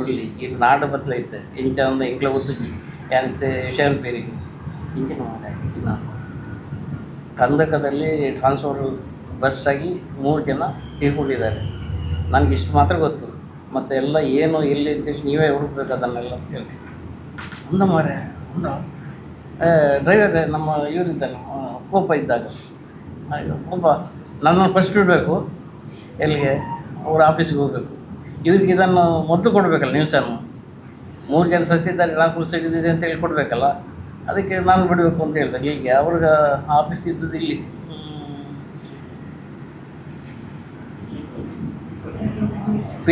UN ಇದು ಮತ್ತು ಇನ್ವೆಸ್ಟರ್ಸ್ ಆಫೀಸು ಈ ಅಂಬರ್ಘಟ್ಟೆ ಇದ್ದಿದ್ದೆ ಅಲ್ಲ. ಮತ್ತು ವುಡ್ಲ್ಯಾಂಡ್ಸ್ ಹೋಟೆಲ್ ಇತ್ತು, ವುಡ್ ಸೈಡ್ ಹೋಟೆಲ್ ಮೊದಲು. ಈಗ ಅದಕ್ಕೆ ಸ್ವಲ್ಪ ಫಾರ್ಮ್ ಆಗಿದೆ ಅಲ್ಲ, ಸಿಟಿ ಸೆಂಟ್ರ್ ಆಗಿದೆ. ಸಿಟಿ ಸೆಂಟ್ರಲ್ಲಿ ಆಫೀಸ್ ಇದ್ದದ್ದು ಅವರು. ಅದಲ್ಲ, ನಾವು ಮೊದಲು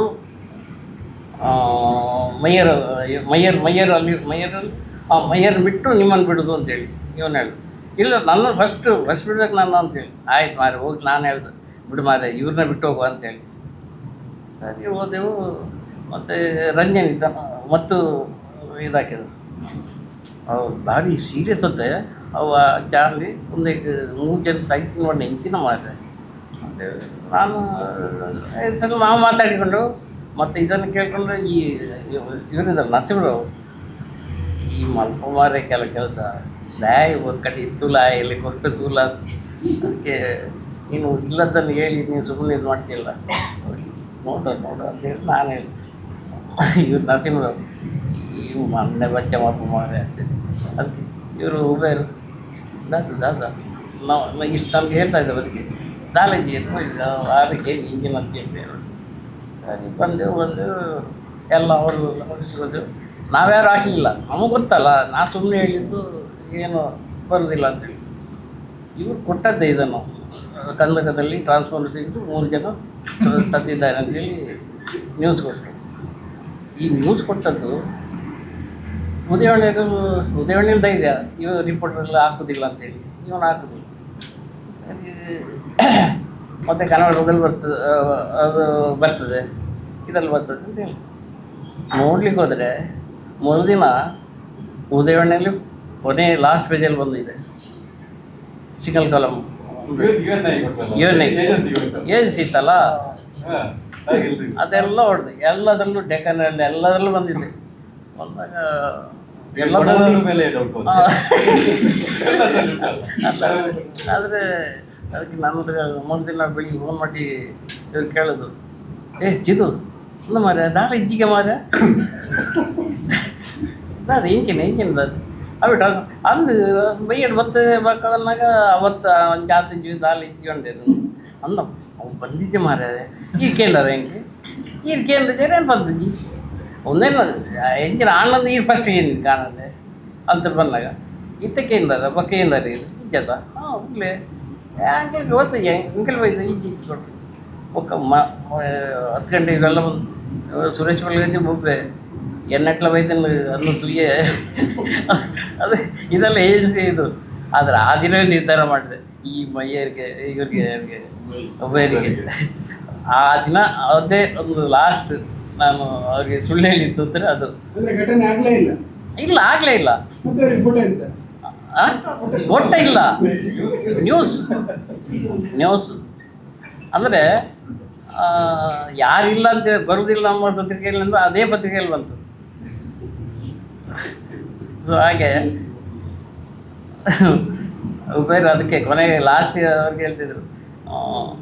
ಮತ್ತು ನಾನು ಕನ್ನಡ ಬಸ್ ಇದ್ದಿದ್ದೆಲ್ಲ ಕನ್ನಡ ಬಸ್ ಇದ್ಮೇಲೆ ಅವ್ರಿಗೆ ಸಮಾಧಾನ ಆಯಿತು. ಬರ್ತತ್ತ ಮಾರ ಈಗ ನಾನು ಅಂಚಿನ ಹೊಲ್ಬಚ್ಚಿ ಅಂತ ಹೇಳಿ ಮಾಡಿದ್ದು ಹೇಳಿ ಅದು ಅದೇ ರೀತಿ ಎಲ್ಲ ಭಾರಿ ಅಂತ ತುಂಬ ತಮಾಷೆಗಳೆಲ್ಲ ಇದೆ ಪತ್ರಿಕೋದ್ಯಮದ ಮೊದಲು. ಆದರೆ ಈಗಲೂ ಇರ್ತದ್ದು ಬಿಟ್ಟು ಸರ್ ಬೆಳಗ್ಗೆ ಉದಯವಾಣಿ ಅಂದರೆ ಆಗ ಬಿಟ್ಟಿರಂತೀರಿ ಯಾವುದರಲ್ಲಿ ಯಾವುದು ಹೊಸಗೆ ಅಂತ ಹೊಸಗೆ ಅವರು ತುಂಬ ಕನ್ಫ್ಯೂಸ್ ಮಾಡ್ತಿದ್ರು. ಲಿಫ್ಟಲ್ಲಿ ಇಳಿಯುವಾಗ ಎಲ್ಲ ಇಳಿದು ಹೊರಗೆ ಬರುವಾಗ ಒಂದು ಹೇಳಿಬಿಡ್ತು ಇದು ಹೆಚ್ಚಾಗಿದ್ದು ನಮ್ಮ ಜಿಲ್ಲಾ ಪಂಚಾಯತ್ ಮೀಟಿಂಗ್ ಅಂತದೆಲ್ಲ ಆದರೆ ಫಿಗರ್ ಇರ್ತದೆ 1,00,000 ಕೋಟಿ ಅಥವಾ ಕೋಟಿ 1 ಲಕ್ಷ ಮಾಡಿ 212 ಕೋಟಿ ಅಂತ 1 ಲಕ್ಷ ಇದೆ ಅಷ್ಟೇ ಹೋಗುದಿಲ್ಲ ಇವರಿಗೆ. ಮತ್ತೆ ಇದು ಲಕ್ಷವ ಕೋಟಿಯ ಮತ್ತೆ ಇಲ್ಲಿ ಇಲ್ಲೊಂದಾಗಿದೆ ಇಲ್ಲಿ ಆರ್ಬಾರ್ಗೆಲ್ಲ ಈ ದೇಶದ ಎಲ್ಲ ಬಂದರುಗಳಿಗೆ 1 ಕೋಟಿ ತಲಾ 1 ಕೋಟಿ ಮಿನಿಸ್ಟರ್ ಹಂಚ್ತಾ ಇದ್ದಾರೆ ಅಂತೇಳಿ ಒಂದು 1 ಕೋಟಿ ಎಲ್ಲಿ ಯಾವ ಲೆಕ್ಕಕ್ಕೆ ಇದು 1 ಕೋಟಿ ಕೊಡ್ತಾರೆ 1 ಕೋಟಿಗೆ ಇವರು ಅದನ್ನು ಲೆಕ್ಕ ಹಾಕೋದಿಲ್ಲ. ಅದು 1 ಕೋಟಿ ಕೊಡ್ತಾರೆ ಮತ್ತೆ ಹೌದು ಅಲ್ಲ ಅದಂಥ ನ್ಯೂಸ್ ಅಲ್ಲ ಅದನ್ನು. ಮತ್ತು ಅವ್ರು ಬರೆದ ನಂತರ ಇವರು ಈ ನ್ಯೂಸ್ಗೆ ಕೌಂಟ್ರ್ ಕೊಡೋದು ಯಾರು ನಮ್ಮ ಗೋಪಾಲಕೃಷ್ಣರು ನೋಡಿ ಅವ್ರಿಗೆ ಪತ್ರ ಬರೆಯೋದು NPTಗೆ ನಿಮ್ಮದು ತಪ್ಪಾಗಿದ್ದಾರೆ ಇವರು ಇದೆಲ್ಲ ಒಂದು ಇದೆಲ್ಲ ಇದ್ದದ್ದೇ. ಇವರು ಒಂದು ಹೇಳಲಿಲ್ಲ ಸತ್ಯನೇ ಬರ ಅಂತ ಹೇಳಿ ಇವರಿಗೆ ತಾಗಿಲ್ಲ ಕರೀತಿದ್ರು. ಅದು ಒಂದ್ಸಲ ಅದು ಕರೆದಿದ್ರು ಅದು ಕರೆದು ಇದು ನಾನು ಕರ್ನಾಟಕದಲ್ಲಿ ಅವರು ಇದಲ್ಲ ಒಟ್ಟಿಗೆ ಒಂದೇ ಆಫೀಸಲ್ಲ. ನಾನು ಆಫೀಸ್ಗೆ ಬರುವಾಗಕ್ಕಿಂತ ಮೊದಲು ಅವ್ರು ಬರ್ತಾರೆ. ನಾನು ಹೋಗುವ ತನಕ ಅವ್ರು ಇರ್ತಾರೆ. ನಾನು ಓದ್ತೀನಿ ಅಂತ ಹೇಳಿದ್ರೆ ಅವ್ರ ಖುಷಿ, ಬೇಗ ಓದ್ತಾರೆ. ಹೂ ಮಾರೆ దాని దాని మ్యూజిక్ బాగుంది ಇಜ್ಜಿ ಮಾರೆ ಇಂಕೊಂಚೂರು ಕೆಲಸ ಉಂಟು ಅಲ್ಲಿ ಈ ಹುಡುಗಿ ಈ ಮೂಲಿತ್ತವನ ಅವ್ರು ನಾನು ಕೆಲಸ ಹೊಟ್ಟಿದ್ದೆ ಅವು ಹಾಗೆ ಆ ರೀತಿ ಹಿಂಸೆ ಹೊಡ್ತಿದ್ದು. ನಾನು ಈ ಒಂದು ವೇಳೆ ಹಿಂದೆ ಹೋಗ್ತಾ ಇದ್ದೆ, ಬಸ್ಸಿಗೆ ಹೋಗಿ ಬೇರೆ ಒಂಚೂರು ಕೆಲಸ ಉಂಟು ಗೋಪೇನು ಕೂಡ ಕೀ ಕೊಡ್ಲಿಂದ ಎಲ್ಲ ಉಂಟು ಆಫೀಸಕ್ಕೆ ಹಿಂದೆ ಅವರು ಮತ್ತೆ ಬಸ್ಸಿಗೆ ಹೋಗೋರು ಕೂಡ ಹಿಂದೆ ನನ್ನ ಜೊತೆ ಬರೋದು. ಇವರು ನಾನು ನಿಲ್ಸ್ಕೊಟ್ರೆ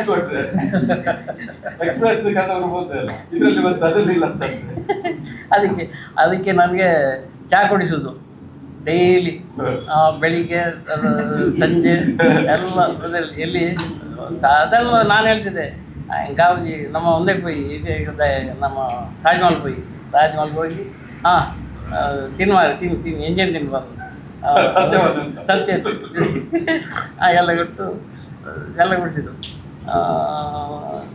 ಎಲ್ಲ ಆದ್ಮೇಲೆ ಎಂಜಿನ್ ಮಾರೆ ಬಂಜಿ ಗಟ್ಟಿ ಹಂಗೆ ಗಂಜಿ ಗಟ್ಟಿ ಅನ್ನತ್ತ ఒక ఇచ్చిన న్యూస్ అవన్నీ న్యూస్ పోయి అవన్నీ పంಡ ఇచ్చి మరి న్యూస్ యాత్రించి ఒక్కటే ಒಳ್ಳೆ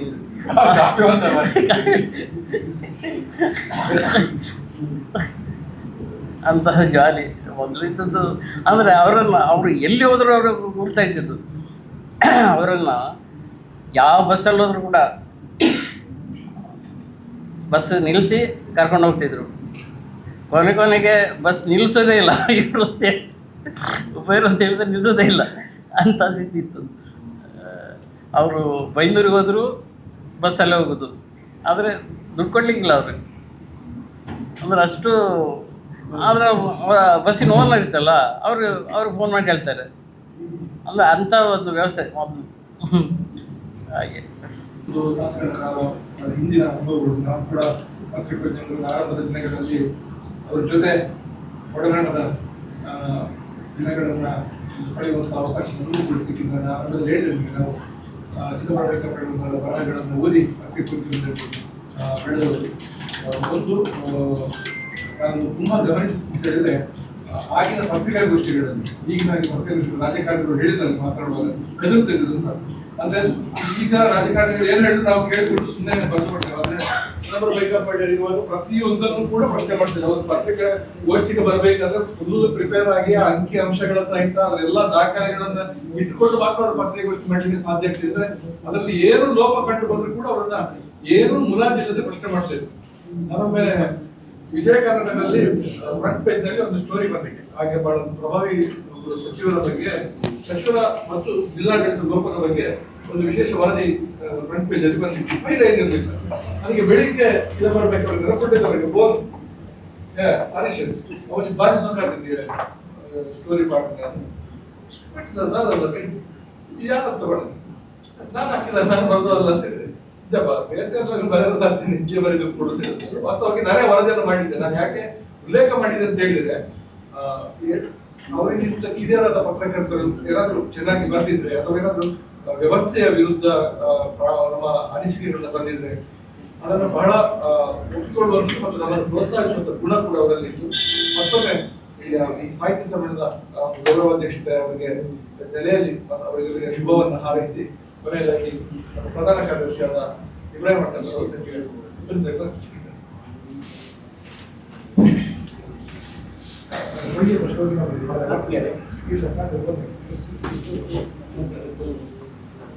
ನಮ್ಮ ಗೌರವವನ್ನು